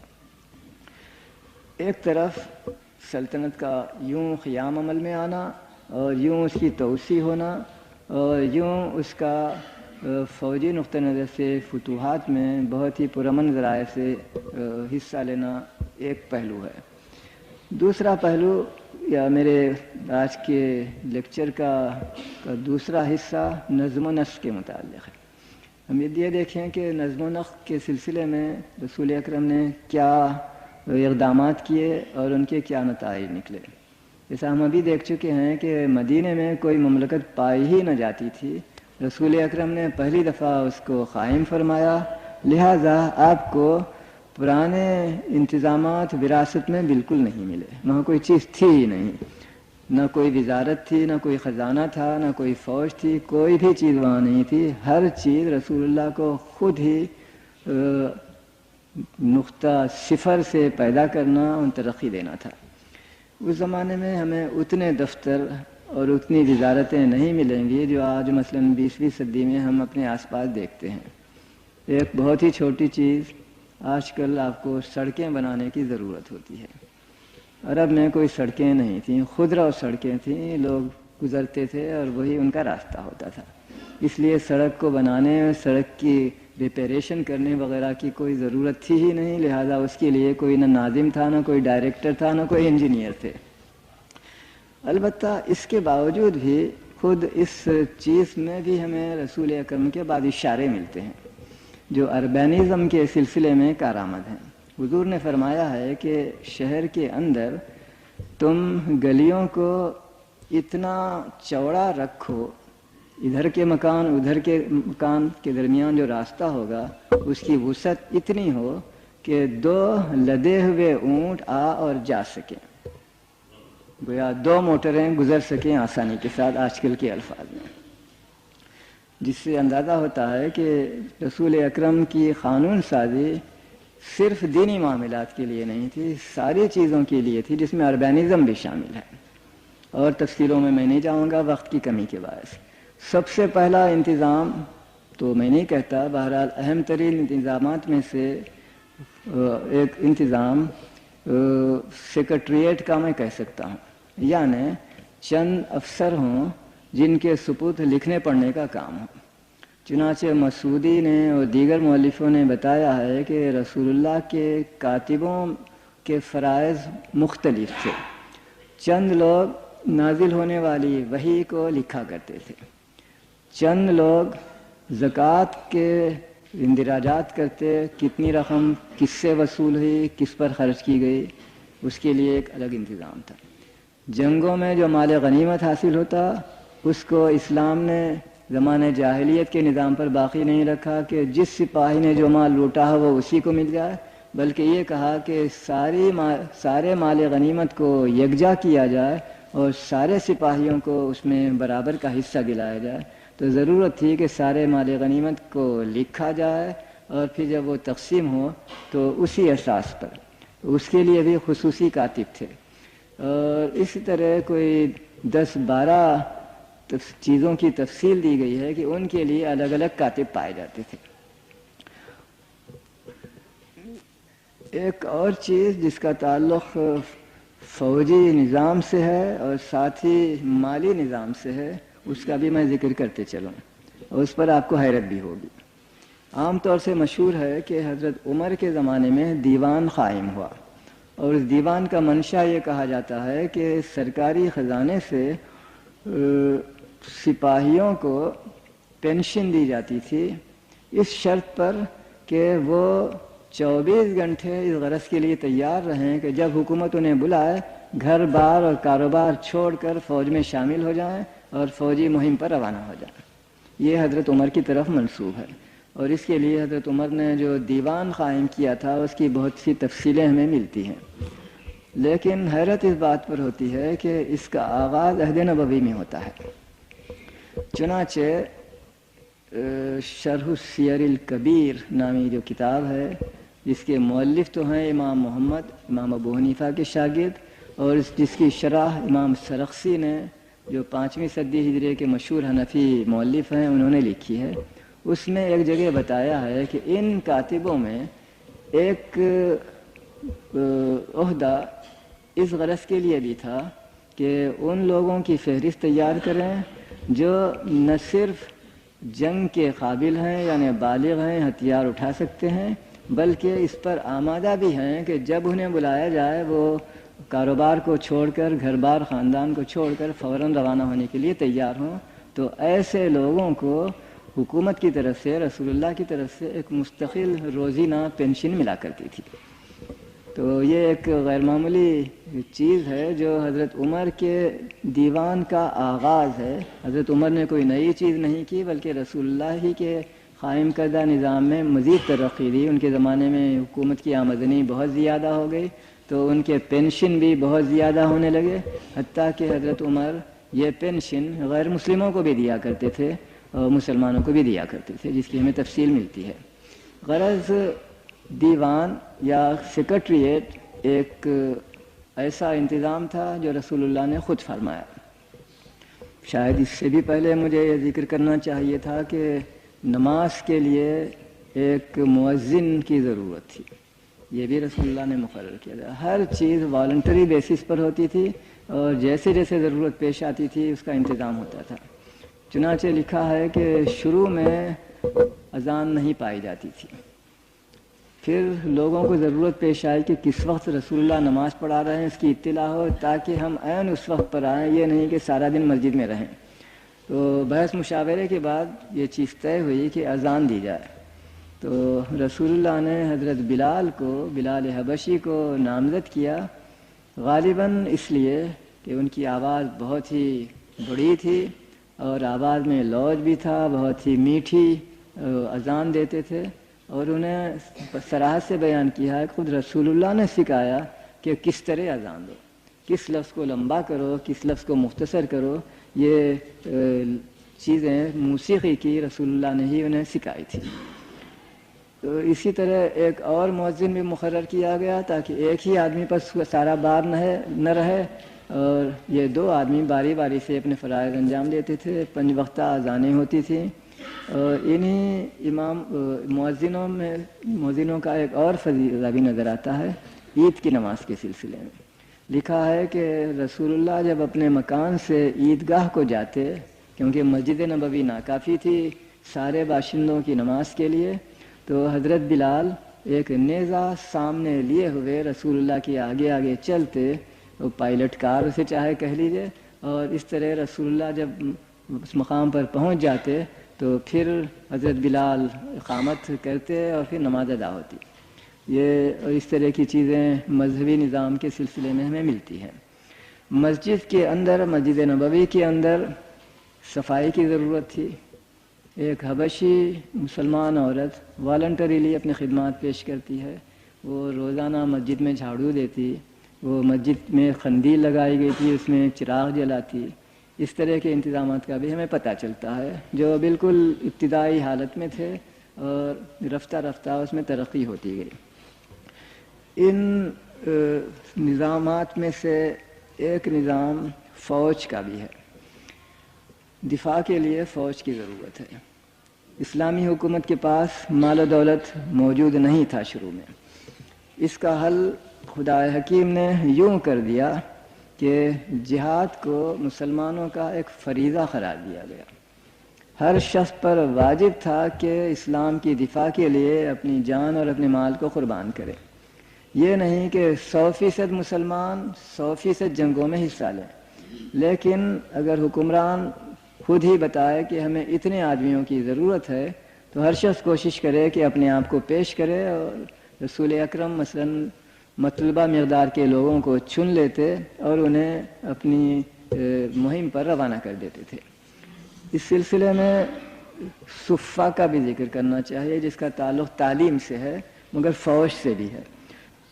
لکھا ہے کہ بعض وقت رسول اللہ کو کوئی اطلاع آتی کہ فلاں دشمن نے فلاں کام کیا، اسے فوراً تدبیر اختیار کرنے کی ضرورت تھی، دشمن کو سزا دیا جائے یا دشمن کا تعاقب کیا جائے۔ مثلا کسی نے مدینے کے ایک گوشے میں چھاپا مارا، تو ضرورت تھی کہ فوراً ہی اس کے تعاقب کے لیے کچھ فوج، کچھ دستہ روانہ کیا جائے۔ تو اس غرض کے لیے صفہ کارآمد ہوتا۔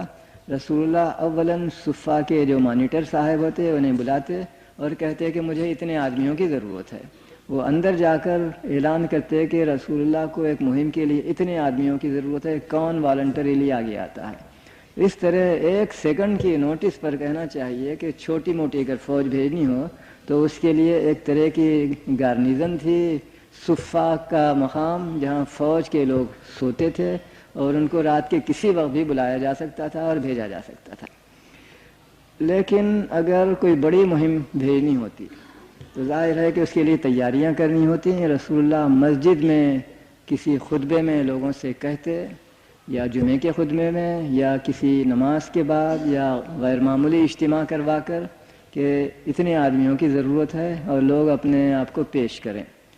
تو یہ اس سلسلے میں یہ ایک دلچسپ چیز ہے کہ ان کے نام نوٹ کیے جاتے، غالباً پتہ بھی نوٹ کیا جاتا ہوگا، اور ان کو بعد میں ان کے دیے ہوئے انڈیکیشنز، نام، پتے وغیرہ کے ذریعے سے انہیں اطلاع بھی دی جاتی کہ تم سب لوگ فلاں مقام پر فلاں دن فلاں وقت تک جمع ہو جاؤ، اپنے ہتھیار کے ساتھ اور اپنے آذوقے کے ساتھ اور اپنی ضرورت کی چیزوں کے ساتھ، گھوڑا وغیرہ وغیرہ۔ یہ فوج کا نظام تھا، مگر صرف یہی نہیں، فوج کے سلسلے میں ہمیں اور بے شمار چیزیں ملتی ہیں۔ مثلا لوگوں کو ورزش کرنا، اس کی رسول اللہ ہمیشہ ترغیب دیتے تھے۔ نشانہ بازی کی عادت کرنا، اس کی رسول اللہ ہمیشہ تشویق دلاتے، خود بھی وہاں جاتے، لوگوں کو انعام دیتے۔ گھوڑ دوڑ کراتے، اونٹوں کی دوڑ کراتے، آدمیوں کی دوڑ کراتے، کشتی لڑانے کے مقابلے اپنے سامنے کرواتے، لوگوں کو انعامات دیتے۔ چنانچہ مدینہ منورہ میں آج بھی شمالی دروازے کے پاس ایک مسجد ہے جس کا نام ہے مسجد سبق۔ سبق کے معنی ہے مسابقت میں جیتنا، یعنی گھوڑ دوڑ کا مقام۔ تو کہتے ہیں کہ رسول اللہ اس مقام پر جو ایک پہاڑی کے دامن میں ہے، ایک چھوٹی سی بلندی پر کھڑے ہو جاتے تھے، اور جب گھوڑے دوڑتے ہوئے آتے تو رسول اللہ خود تعین فرماتے کہ کون سا نمبر 1 ہے، کون سا نمبر 2، نمبر 3 وغیرہ، اور مخرزی نے بیان کیا ہے کہ 5 اول آنے والے گھوڑوں کو رسول اللہ انعام دیا کرتے تھے، اور یہ انعامات کبھی کھجور کی صورت میں ہوتے، کبھی کسی اور چیز کی صورت میں۔ غرض فوج کی تربیت، ایک تو فوجی خدمت کا لازمی قرار دیا جانا، دوسرے فوج کی تربیت، یہ 2 انتظامات تھے رسول اللہ نے فرمائے، اور ساتھ ہی ساتھ حکومت کا فوجی ذخیرہ بھی آپ نے جمع کرنا شروع کیا۔ ہتھیار خریدنا، گھوڑے خریدنا، اونٹ خریدنا، ان کو سرکاری چراگاہ میں رکھنا، تاکہ بوقت ضرورت اگر سپاہیوں کے پاس ان کی ضرورتوں کی چیزیں ناکافی ہوں تو سرکاری طور سے بھی ان کو مدد دی جائے، تاکہ انتظامات کے ناکافی ہونے کی وجہ سے فوج کو نقصان و تکلیف نہ ہو۔ ایک اور چیز جس کا نظام قائم کیا گیا اور جس کا تعلق گویا سیکرٹریٹ ہی سے ہے، وہ خطوط کا لکھنا ہے بیرونی قبائل کو، بیرونی حکمرانوں کو یا معاہدات کو اور اسی طرح کی چیزیں۔ چنانچہ بیرونی حکمرانوں کو جو خطوط لکھے جاتے تھے، اس سلسلے میں ایک چیز سے آپ کو دلچسپی ہوگی۔ ان مکتوبات نبوی کا سب سے قدیم ذخیرہ، مجموعہ جو تیار ہوا، اس کو ابو جعفر دیبلی نامی ایک شخص نے، ایک پاکستانی شخص نے میں کہہ سکتا ہوں، مرتب کیا تھا، اور یہ قدیم ترین مجموعہ ہے۔ اس کے بعد اور لوگ بھی اس میں حصہ لیتے رہے، اور انہوں نے بھی مکتوبات نبوی کو جمع کرنے کی سعادت حاصل کی۔ بیرونی حکمرانوں کو لکھنا ہی نہیں بلکہ بیرونی حکمرانوں کے پاس سفیروں کو بھیجنا، اس کا تعلق بھی سیکرٹریٹ سے ہم کہہ سکتے ہیں، اور ہمیں ایسے متعدد نام ملتے ہیں جو سفیر بنے۔ اور اس میں ایک دلچسپ چیز جو قابل ذکر ہے یہ ہے کہ بعض مرتبہ غیر مسلموں کو بھی رسول اللہ سفیر بنا کر بھیجتے تھے، اس میں کوئی تعامل نہیں فرماتے تھے۔ غالباً فردی صلاحیتیں اور فردی قابل اعتماد حیثیت اس کا لحاظ ہوتا تھا، اور اس غرض کے لیے غیر مسلموں کو بھی سفیر بنایا جاتا تھا۔ مجھے اب اس کو روکنا پڑتا ہے، نماز کا وقت ہو چکا ہے، انشاءاللہ ہم پھر اس پر توجہ کریں گے۔ السلام علیکم کرم، السلام علیکم ورحمۃ اللہ وبرکاتہ۔ آپ کی مہربانیوں سے جسارت پا کر میں ایک گستاخی کروں گا، وہ یہ کہ اس وقت صرف سوالوں کا جواب دینے سے پہلے کچھ پرانی تقریر ہی کو جاری رکھوں گا، کیونکہ بعض چیزیں ایسی ہیں جن کے بیان کرنے کی ضرورت تھی اور وقت نہ مل سکا کہ نماز سے پہلے وہ عرض کر سکوں۔ سلطنت کے جو مختلف انتظامات رسول اکرم صلی اللہ علیہ وسلم نے فرمائے، ان میں مالیہ کے ذکر کی ضرورت ہے، اس میں تعلیم کے ذکر کی بھی ضرورت ہے، اور اس میں شاید عدل گستری کے انتظام کی بھی ضرورت ہے۔ ویسے اور بھی انتظامات تھے، لیکن یہ تین بڑی چیزیں ایسی ہیں جن پر کچھ کہے بغیر یہ تبصرہ بہت ہی نامکمل اور تشنہ رہے گا۔ جہاں تک مالیہ کا تعلق ہے، یعنی حکومت کی آمدنی اور اس آمدنی کا خرچ، یہ بہت ہی آہستہ آہستہ ترقی کرتا ہوا نظر آتا ہے۔ یعنی زکوٰۃ جو اسلامی آمدنی کا ایک سب سے بڑا وسیلہ ہے، وہ کہتے ہیں کہ سن 9 ہجری میں، یعنی رسول اللہ کی وفات سے کوئی 3 سال پہلے 2 سال پہلے نافذ کیا گیا۔ اس سے پہلے کیا ہوتا رہا؟ اس کا جواب مشکل ہے۔ بظاہر یہ معلوم ہوتا ہے کہ چونکہ قرآن مجید کی مکی آیتوں میں بھی زکوٰۃ کا ذکر ہے، اس لیے یہ تصور کیا جا سکتا ہے کہ شروع میں رعایا زکوٰۃ یا ٹیکس ادا ضرور کرتی تھی، لیکن نہ تو اس کی مقدار معین تھی، نہ وقت مقرر تھا، اور نہ کوئی جبر تھا۔ ہر شخص خوشدلی کے ساتھ اپنی ملت اور اپنے ہم ملت لوگوں کی خدمت کے لیے رسول اللہ کی خدمت میں حسب امکان کچھ نہ کچھ رقم، کچھ نہ کچھ چیزیں پیش کر دیا کرتا تھا۔ میں بظاہر کہتا ہوں اس لیے کہ ہمارے پاس کوئی صراحتیں مجھے اب تک اس بارے میں نہیں ملی۔ دوسرا وسیلہ آمدنی کا ایک اور تھا جو مستقل نہیں، موقتی ہے۔ میں زکوٰۃ پر ابھی آپ سے کچھ عرض کروں گا۔ موقتی تھا، جانے جنگ ہوئی اور تقریباً ہر جنگ میں مسلمانوں کو فتح ہوتی رہی۔ تقریباً کہتا ہوں کیونکہ بعض وقت مثلا احد میں مسلمانوں کو مال غنیمت غالباً بالکل ہی نہیں ملا تھا، ایک طرح سے انہیں شکست ہی ہوئی تھی۔ وہ مال غنیمت کا جو حصہ حکومت کو ملتا وہ حکومت کے خزانے میں رہتا، اور رسول اللہ مملکت کی اور ملت کی ضرورتوں پر اس کو خرچ کرتے۔ اس سلسلے میں یہ امر قابل ذکر ہے کہ زمانے جاہلیت میں عرب میں رواج یہ تھا کہ مال غنیمت کو ہر جنگ میں حصہ لینے والا یعنی سپاہی جتنا وہ لوٹ اور حاصل کر سکتا تھا خود لے لیا کرتا تھا۔ یہ نہیں ہوتا تھا کہ اس کو جمع کر کے سارے سپاہیوں میں تقسیم کیا جائے۔ اور البتہ ایک پابندی تھی، وہ یہ کہ سپہ سالار کو ہر سپاہی اپنے مال غنیمت کا 1/4 حصہ دینے پر مجبور تھا، جسے مرباع کا نام دیا گیا ہے، جو ہمارے ہاں کے چوتھ کا مترادف کہا جا سکتا ہے۔ رسول اکرم صلی اللہ علیہ وسلم نے جو اصلاح فرمائی وہ سیاسی نقطہ نظر سے ایک غیر جانبدار ناظر کے لیے دلچسپ ہے۔ آپ نے اولاً یہ کہا کہ حکومت کو 1/4 نہیں 1/5 ملے گا، یعنی پہلے سے کم کر دیا۔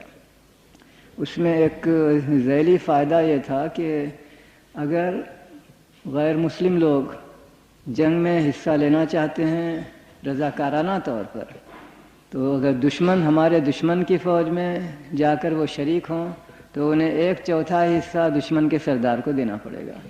وہی لوگ اگر اسلامی فوج میں آئیں تو ان کو 1/4 نہیں بلکہ 1/5 حصہ دینا پڑے گا۔ ان کے لیے ایک تشویق ہوگی کہ دشمن کے پاس جانے کی جگہ اسلامی فوج میں شریک ہوں۔ ایک ذیلی فائدے کے طور پر میں ذکر کر رہا ہوں۔ دوسری چیز بہت بڑی اصلاح تھی، وہ یہ کہ مال غنیمت انفرادی نہ سمجھا جائے بلکہ سارے لوگوں کا جمع کیا ہوا مال غنیمت سارے لوگوں کے لیے ہو، حتیٰ کہ ان لوگوں کے لیے بھی ہو جو کسی نہ کسی وجہ سے جنگ میں عملی حصہ نہیں لیتے۔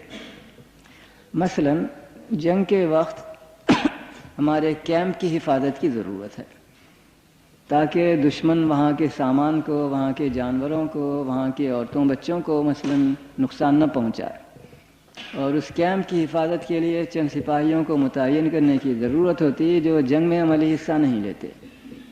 ظاہر ہے کہ ان لوگوں کو ان کے حصے سے محروم نہیں کیا جا سکتا، وغیرہ وغیرہ۔ رسول اکرم نے قرار دیا کہ سارا مال غنیمت یکجا کیا جائے اور پھر سارے لوگوں کو اس میں برابر کا حصہ دیا جائے، اور اس میں سپاہ سالار اور معمولی سپاہی تک میں کوئی فرق نہ ہو۔ چنانچہ سپاہ سالار کو بھی اتنا ہی حصہ ملتا جتنا ایک معمولی سپاہی کو، اور بظاہر افسروں اور سپاہیوں میں کوئی امتیاز نہیں تھا، اور اگرچہ کہ فوج کی ٹکڑیاں ہوتی تھیں، ان ٹکڑیوں کے سردار نامزد ہوتے تھے، لیکن ان کی حیثیت معمولی سپاہیوں کی طرح ہی ہوتی تھی جہاں تک مال غنیمت کا تعلق ہے۔ اور اگر فرق کیا گیا تو اس چیز کا کہ جس کے پاس گھوڑا ہے اس کو مال غنیمت میں سے ذرا زیادہ حصہ دیا جائے، اور جس کے پاس گھوڑا نہیں ہے بلکہ وہ پیدل ہے تو اس کو مقابلتاً کم حصہ دیا جائے، کیونکہ سوار کے مصارف بھی زیادہ ہوتے ہیں، اسے خود ہی کھانا نہیں ہوتا، گھوڑے کو بھی کھلانا اور پلانا ہوتا ہے، اس کی نگہداشت کرنی ہوتی ہے۔ یہ آمدنی کا ایک دوسرا ذریعہ تھا۔ ایک تیسرا ذریعہ بھی کہا جا سکتا ہے، وہ یہ کہ ملک میں جو زراعت ہوتی، اس زراعت کی پیداوار کا ایک حصہ قدیم سے اہل عرب کسی نہ کسی کو دینے پر مجبور تھے۔ مثلا مکے میں وہ بتوں پر چڑھایا جاتا تھا، چڑھاوے کے طور پر دی جاتی تھی وہاں کی جو پیداوار ہوتی۔ غالباً مدینے میں بھی ایسا ہوا ہوگا، اور لوگ اپنے پیداوار کا کچھ حصہ رسول اللہ کی خدمت میں پیش کرتے ہوں گے تاکہ دینی خدمات کے لیے ان کو صرف کیا جائے۔ یہ ابتدائی انتظامات تھے۔ اس انتظامات کے سلسلے میں ایک چیز کا میں ذکر کروں گا، حکومت کی آمدنی کی نگہداشت کی بھی ضرورت تھی، اور یہ حضرت بلال ہی کے سپرد تھا جو مؤذن بھی تھے اور کہنا چاہیے وزیر خزانہ بھی تھے۔ جب کبھی رسول اللہ کو کوئی رقم خرچ کرنی ہوتی تو حضرت بلال کو بلا کر کہتے کہ فلاں چیز میں اتنی رقم دے دو یا فلاں کام کر دو، تو خزانے کے وہ نگران تھے، اور لکھا ہے کہ مسجد نبوی کا ایک حجرہ اس کے لیے مخصوص کیا گیا تھا، یا مسجد نبوی سے متصل ایک حجرہ بنایا گیا تھا، اس پر تالا پڑا رہتا، وہ حضرت بلال کی نگرانی میں رہتا، اور اس میں سرکاری خزانے کی اور سرکاری مال کی چیزیں رکھی جاتی تھیں۔ بہت عرصہ بعد 9 ہجری میں جیسا میں نے کہا، ہمارے بعض مفسروں کے مطابق زکوٰۃ کی آیتیں نازل ہوئیں کہ زکوٰۃ ایک واجبی چیز ہے، ہر اس شخص کو دینا پڑے گا جو نصاب کا مالک ہو، یعنی ایک کم ترین مقدار سے زیادہ اس کے پاس رقم رہے، اور وہ رقم مختلف قسم کی تھی۔ زراعتی ضرورتیں، اس کے لیے پیداوار کا ایک حصہ دیا جائے، تاجر ہے اس کو اپنے سرمایہ تجارت کے ایک حصے پر رقم دینی ہوگی، کوئی شخص پیشہ ور ہے اس کے لیے، کسی کے پاس کانیں ہیں کوئلے کی یا لوہے کی یا پیٹرول کی، جس چیز کی بھی چاہیے اس زمانے کی چیزیں، ان سے بھی ایک مقدار حکومت کو دینی تھی۔ تو اس سلسلے میں نہ صرف شہر مدینہ کے لوگوں کو رقم دینے کی پابندی تھی بلکہ ساری مملکت اسلامیہ کے، اس غرض کے لیے تحصیلدار بھیجے جاتے تھے، اس کا ایک نظام تھا جو تیزی کے ساتھ سن 9 کے بعد تیزی کے ساتھ ترقی کر جاتا ہے، اور ایسا معلوم ہوتا ہے کہ ہر ملک میں مستقل تحصیلدار کی جگہ شروع میں مدینے سے تحصیلدار بھیجا جاتا، وہ رقم جمع کرتا اور حسب ضرورت مقامی ضرورتوں پر خرچ کر کے بچی ہوئی رقم مدینہ لا کر رسول اللہ کے پاس پیش کر دیتا۔ بعد میں مقامی محصل تحصیلدار متعین ہونے لگے۔ غرض یہ کہ حکومت کے مالیے کے سلسلے میں ایک طرف تو آمدنیاں تھیں اور دوسری طرف خرچ۔ قرآن مجید میں آمدنی کے متعلق کم اشارے ملتے ہیں، انشاءاللہ ایک بعد کے لیکچر میں اس پر روشنی ڈالوں گا، لیکن خرچ کے متعلق ایک آیت ہے سورہ 9 کی آیت 60، جس سے آپ لوگ واقف ہیں۔ انما الصدقات للفقراء والمساکین والعاملین علیہا والمؤلفۃ قلوبہم وفی الرقاب والغارمین وفی سبیل اللہ وابن السبیل فریضۃ من اللہ۔ اس آیت کو ہم اسلامی بجٹ کے حصہ اخراجات کے اصول کی اساس قرار دے سکتے ہیں۔ انشاءاللہ اس پر بھی میں اپنے کسی آئندہ لیکچر میں تفصیل سے بحث کروں گا کہ ہر لفظ کے کیا معنی ہیں۔ غرض یہ ہے کہ رسول اکرم نے جو حکومت قائم کی اس کے شعبہ مالیہ پر بھی توجہ کی ضرورت تھی، اور علاوہ ان مستقل یا نیم مستقل آمدنیوں کے ایک اور چیز بھی ہمیں نظر آتی ہے۔ وقتاً فوقتاً اگر رقم کی ضرورت ہوتی تو رسول اللہ خطبہ دیتے، مسلمانوں کو تشویق دلاتے کہ ملک کی فلاں ضرورت کے لیے دل کھول کر چندہ دیں۔ اس کی ایک مثال ذہن میں آتی ہے، وہ میں ذکر کرتا ہوں، اس سے آپ کو اندازہ ہوگا کہ اس زمانے کے مسلمان کیسے تھے۔ جنگ تبوک کا ذکر ہے۔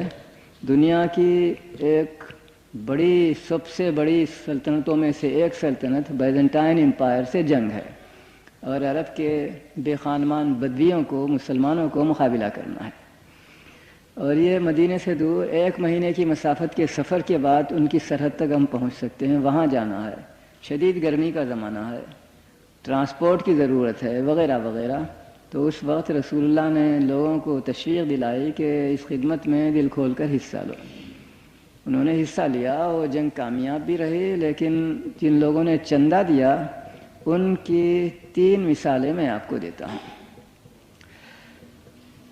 سب سے پہلے حضرت عثمان آئے، بہت مالدار تاجر تھے، بہت ہی مخیر دیندار آدمی تھے، اسلام کی ہمیشہ مالی خدمت دل کھول کر کرتے تھے۔ تو انہوں نے، جہاں تک مجھے یاد ہے اس وقت زبانی، 40,000 اشرفیاں پیش کی، جو ظاہر ہے کہ اتنی بڑی رقم ہے کہ آج بھی اسے ہم ایک بڑی رقم کہہ سکتے ہیں کہ 40,000 اشرفیاں دیں۔ انہوں نے دی۔ رسول اللہ خوش ہوئے، اور علاوہ اور چیزوں کے دعا دینے کے بعد یہ فرمایا کہ آج سے تم جو چاہے کرو، خدا نے تمہیں معاف کر دیا۔ اس سے بڑھ کر انہیں کیا مسرت ہو سکتی ہے کہ اس تھوڑے سے مال، جو ان کا سارا مال نہیں تھا، ان کے مال کا صرف ایک جز تھا، اس سے یہ عظیم الشان بشارت انہوں نے حاصل کی۔ تھوڑی دیر کے بعد حضرت عمر آئے، انہوں نے 10,000 درہم پیش کیے۔ رسول اللہ کے سوال پر انہوں نے کہا کہ یا رسول اللہ، میری آدھی جائیداد ہے، اپنی دنیا کی پونجی کا آدھا حصہ میں خدمت میں پیش کر رہا ہوں۔ رسول اللہ خوش ہوئے، ان کو بھی دعا دی۔ درہم بلکہ 500 درہم، مگر رسول اللہ کے سوال پر کہ گھر میں کیا چھوڑا ہے، تو انہیں کہا اللہ اور رسول کی محبت کے سوا کوئی چیز گھر میں نہیں۔ ظاہر ہے کہ اس شخصیت کا دنیا کی کسی انسان سے مقابلہ نہیں کر سکتے کہ نبی کے بعد کوئی شخص ہوتا ہے تو ایسا ہی شخص ہوتا ہے جو ضرورت پر اپنی ہر چیز قربان کر دیتا ہے۔ یہی لوگ تھے جنہوں نے اسلام کو پھیلایا۔ ظاہر ہے کہ ہم لوگ اگر رسول اللہ کے زمانے میں ہوں تو ہمیں شرم سے مر جانا پڑے گا ان لوگوں کے مقابلے میں، کہ ہماری جو حرکات، ہماری جو عادتیں ہیں۔ اس کے بعد میں کچھ آپ کو تعلیم کے متعلق ذکر کروں گا، اس کی بھی ضرورت تھی۔ ہمارے نبی امی علیہ الصلاۃ والسلام پر سب سے پہلی وحی جو نازل ہوئی وہ اقرا بسم ربک کی تھی، یعنی پڑھو۔ یہ ایک پالیسی تھی جو رسول اللہ کو سجھائی گئی، اور اس کے بعد رسول اللہ صلی اللہ علیہ وسلم کی ساری عمر کوشش رہی کہ امت میں لکھنے پڑھنے کو پھیلائیں، تعلیم کو پھیلائیں۔ دو ایک مثالیں میں دوں گا۔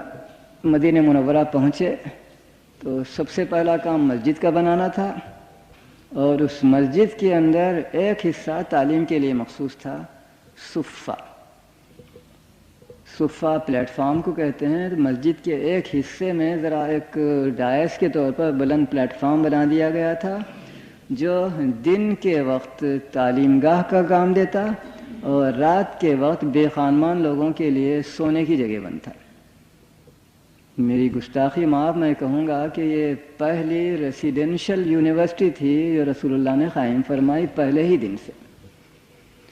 وہاں لوگ تعلیم کے لیے شہر کے باشندے بھی آتے، وہاں بے خانمان لوگ بھی رہتے، وہ بھی تعلیم پاتے۔ اور یہ تعلیم مختلف قسم کی تھی، مختلف لوگوں کی ضرورتوں کی۔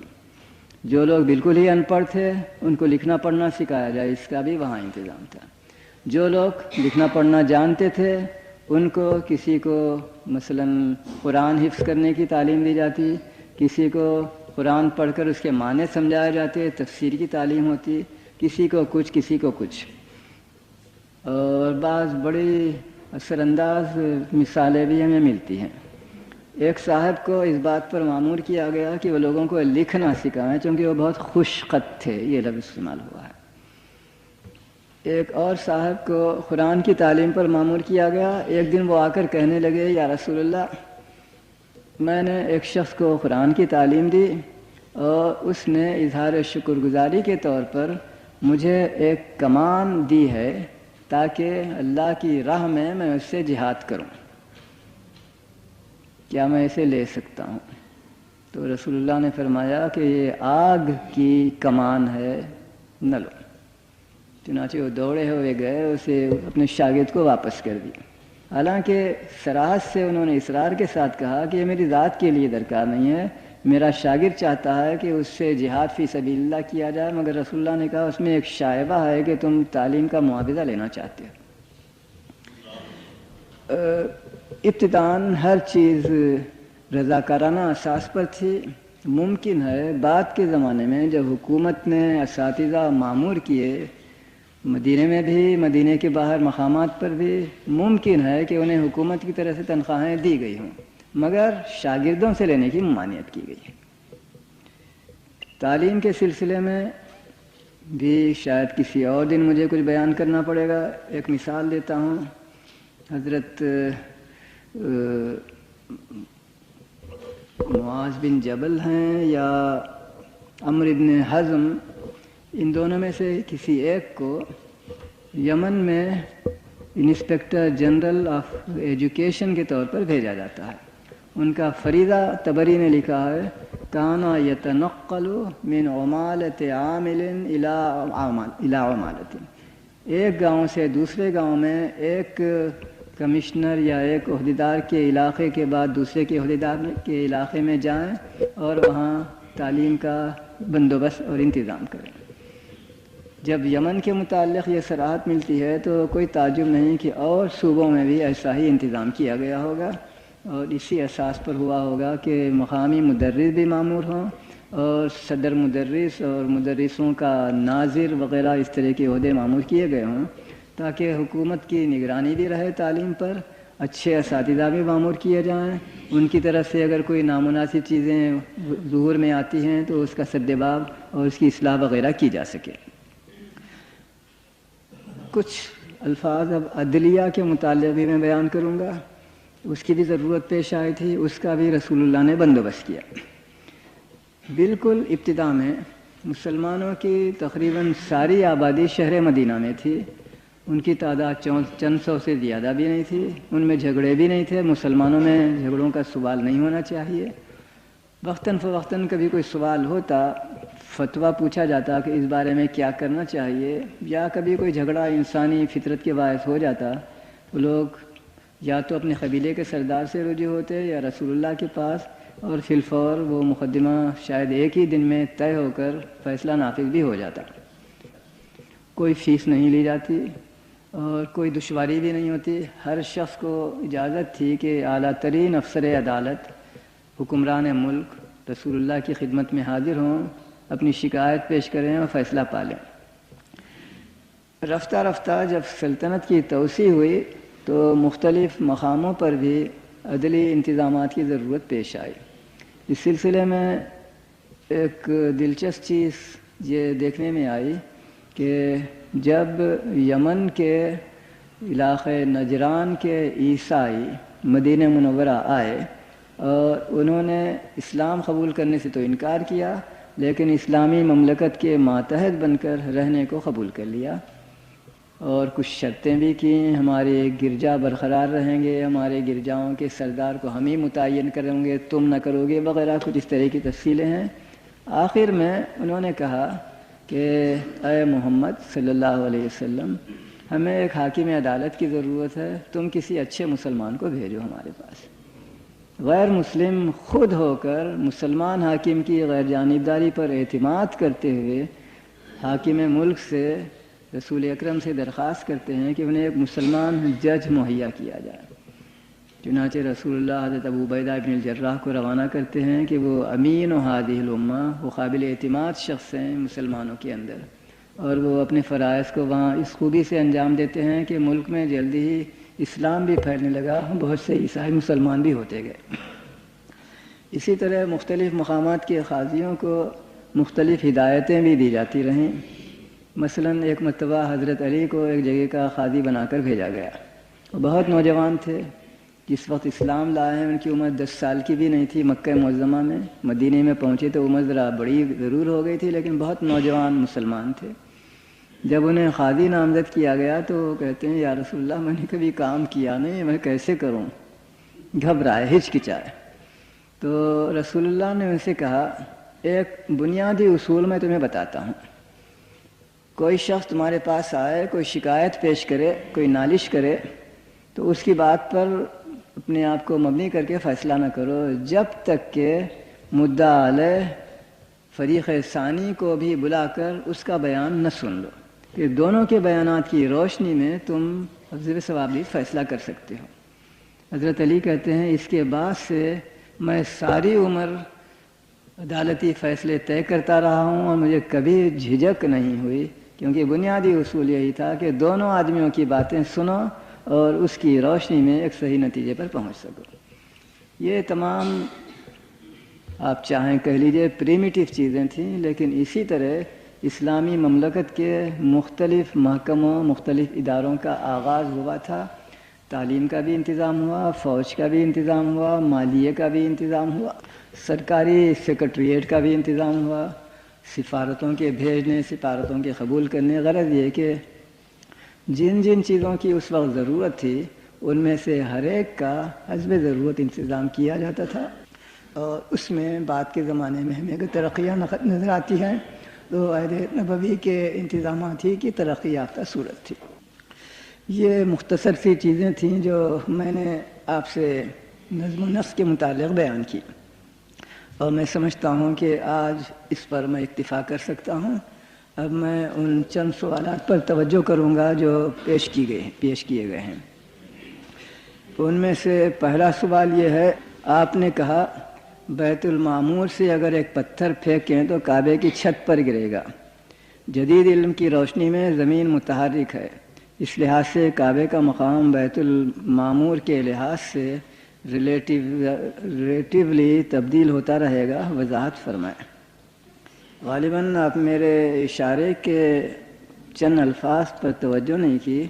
میں نے یہ بھی کہا تھا کہ یہ ایک دوسرے عالم کی چیز ہونے کی وجہ سے اس کو ہم سمبولک سمجھ سکتے ہیں، اور یہ ہم کو اس لیے بیان کیا گیا کہ اہل زمین کو زمینی چیزوں ہی کے مطابق سمجھایا جا سکتا ہے، اس عالم کی چیزوں کو زمینی اساس پر ہم واضح نہیں کر سکتے.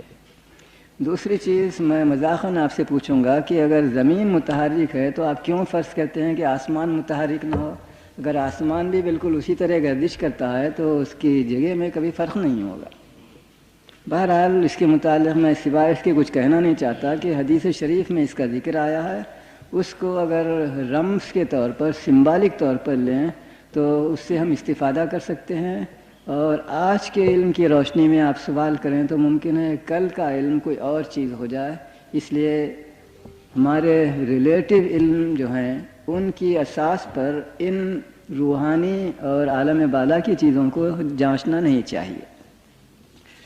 اس کے بعد ایک سوال ہے، آپ نے ابھی اپنے لیکچر میں بتایا ہے کہ حضور نے حضرت بلال کو اذان سکھائی اور یہ بتایا کہ کن لفظوں کو کھینچ کر ادا کرنا چاہیے، کن لفظوں کو اختصار سے، اس طرح موسیقی بتائی۔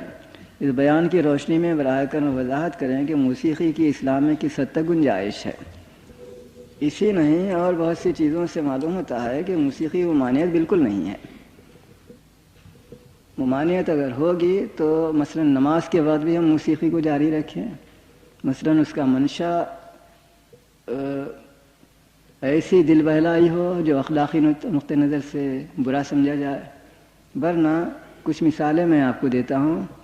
ایک دن رسول اللہ نے ایک نکاح کی دعوت سے، ولیمے سے گھر واپس آ کر اپنی بیوی حضرت عائشہ سے فرمایا، اے عائشہ، آج میں تمہارے خاندان کے ایک فرد کی شادی میں گیا تھا مگر وہاں کوئی موسیقی نہیں تھی، یہ کیسی بات ہے؟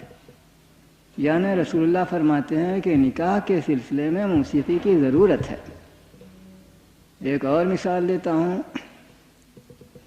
ایک یہ حجۃ الوداع کے زمانے کا واقعہ ہے۔ رسول اللہ مینا میں مقیم تھے اور وہاں حضرت عائشہ فرماتی ہیں کہ میرے ڈیرے کے اندر جہاں رسول اللہ لیٹے ہوئے تھے اور چہرے پر چادر ڈال کر آرام فرما رہے تھے، اور میرے پاس ہی چند لڑکیاں دف بجا رہی تھی۔ اتنے میں حضرت ابو بکر رسول اللہ سے ملنے کے لیے آئے اور ان لڑکیوں کو ڈانٹا، یہ کیا شیطانی کام ہے، جاؤ یہاں سے۔ رسول اللہ جو سوئے ہوئے نہیں تھے سر اٹھاتے ہیں اور کہتے ہیں، اے ابو بکر، یہ عید کا دن ہے۔ دوسرے الفاظ میں اس کی کوئی ممانعت نہیں ہے بلکہ اس کے برخلاف ہونا چاہیے۔ اسی طرح ایک اور عید کے سلسلے میں مدینہ منورہ کا واقعہ ہے، وہ غالباً 2 ہجری یا 3 ہجری بہت ہی ابتدائی زمانے کا واقعہ ہے۔ حضرت عائشہ فرماتی ہیں، عید کے دن رسول اللہ کے مکان کے یعنی ہمارے مکان کے سامنے کچھ ٹام ٹام کی آواز ہونے لگی اور کچھ شور بھی سننے میں آیا۔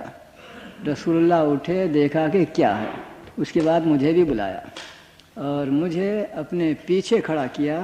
میری ٹھڈی رسول اللہ کے کندھے پر تھی تاکہ میں اس تماشے کو دیکھوں۔ مدینہ منورہ میں حبشیوں کی ایک آبادی تھی اور وہاں کے خاص کر نوجوان افراد نیزہ بازی کا کمال رکھتے تھے۔ چنانچہ عید کے دن وہ مدینہ کی گلیوں میں گزرتے اور وہاں اپنے نیزہ بازی کے کرتب ہر مکان کے سامنے دکھاتے اور مکان والا یقیناً ان کو کچھ نہ کچھ انعام دیتا تھا۔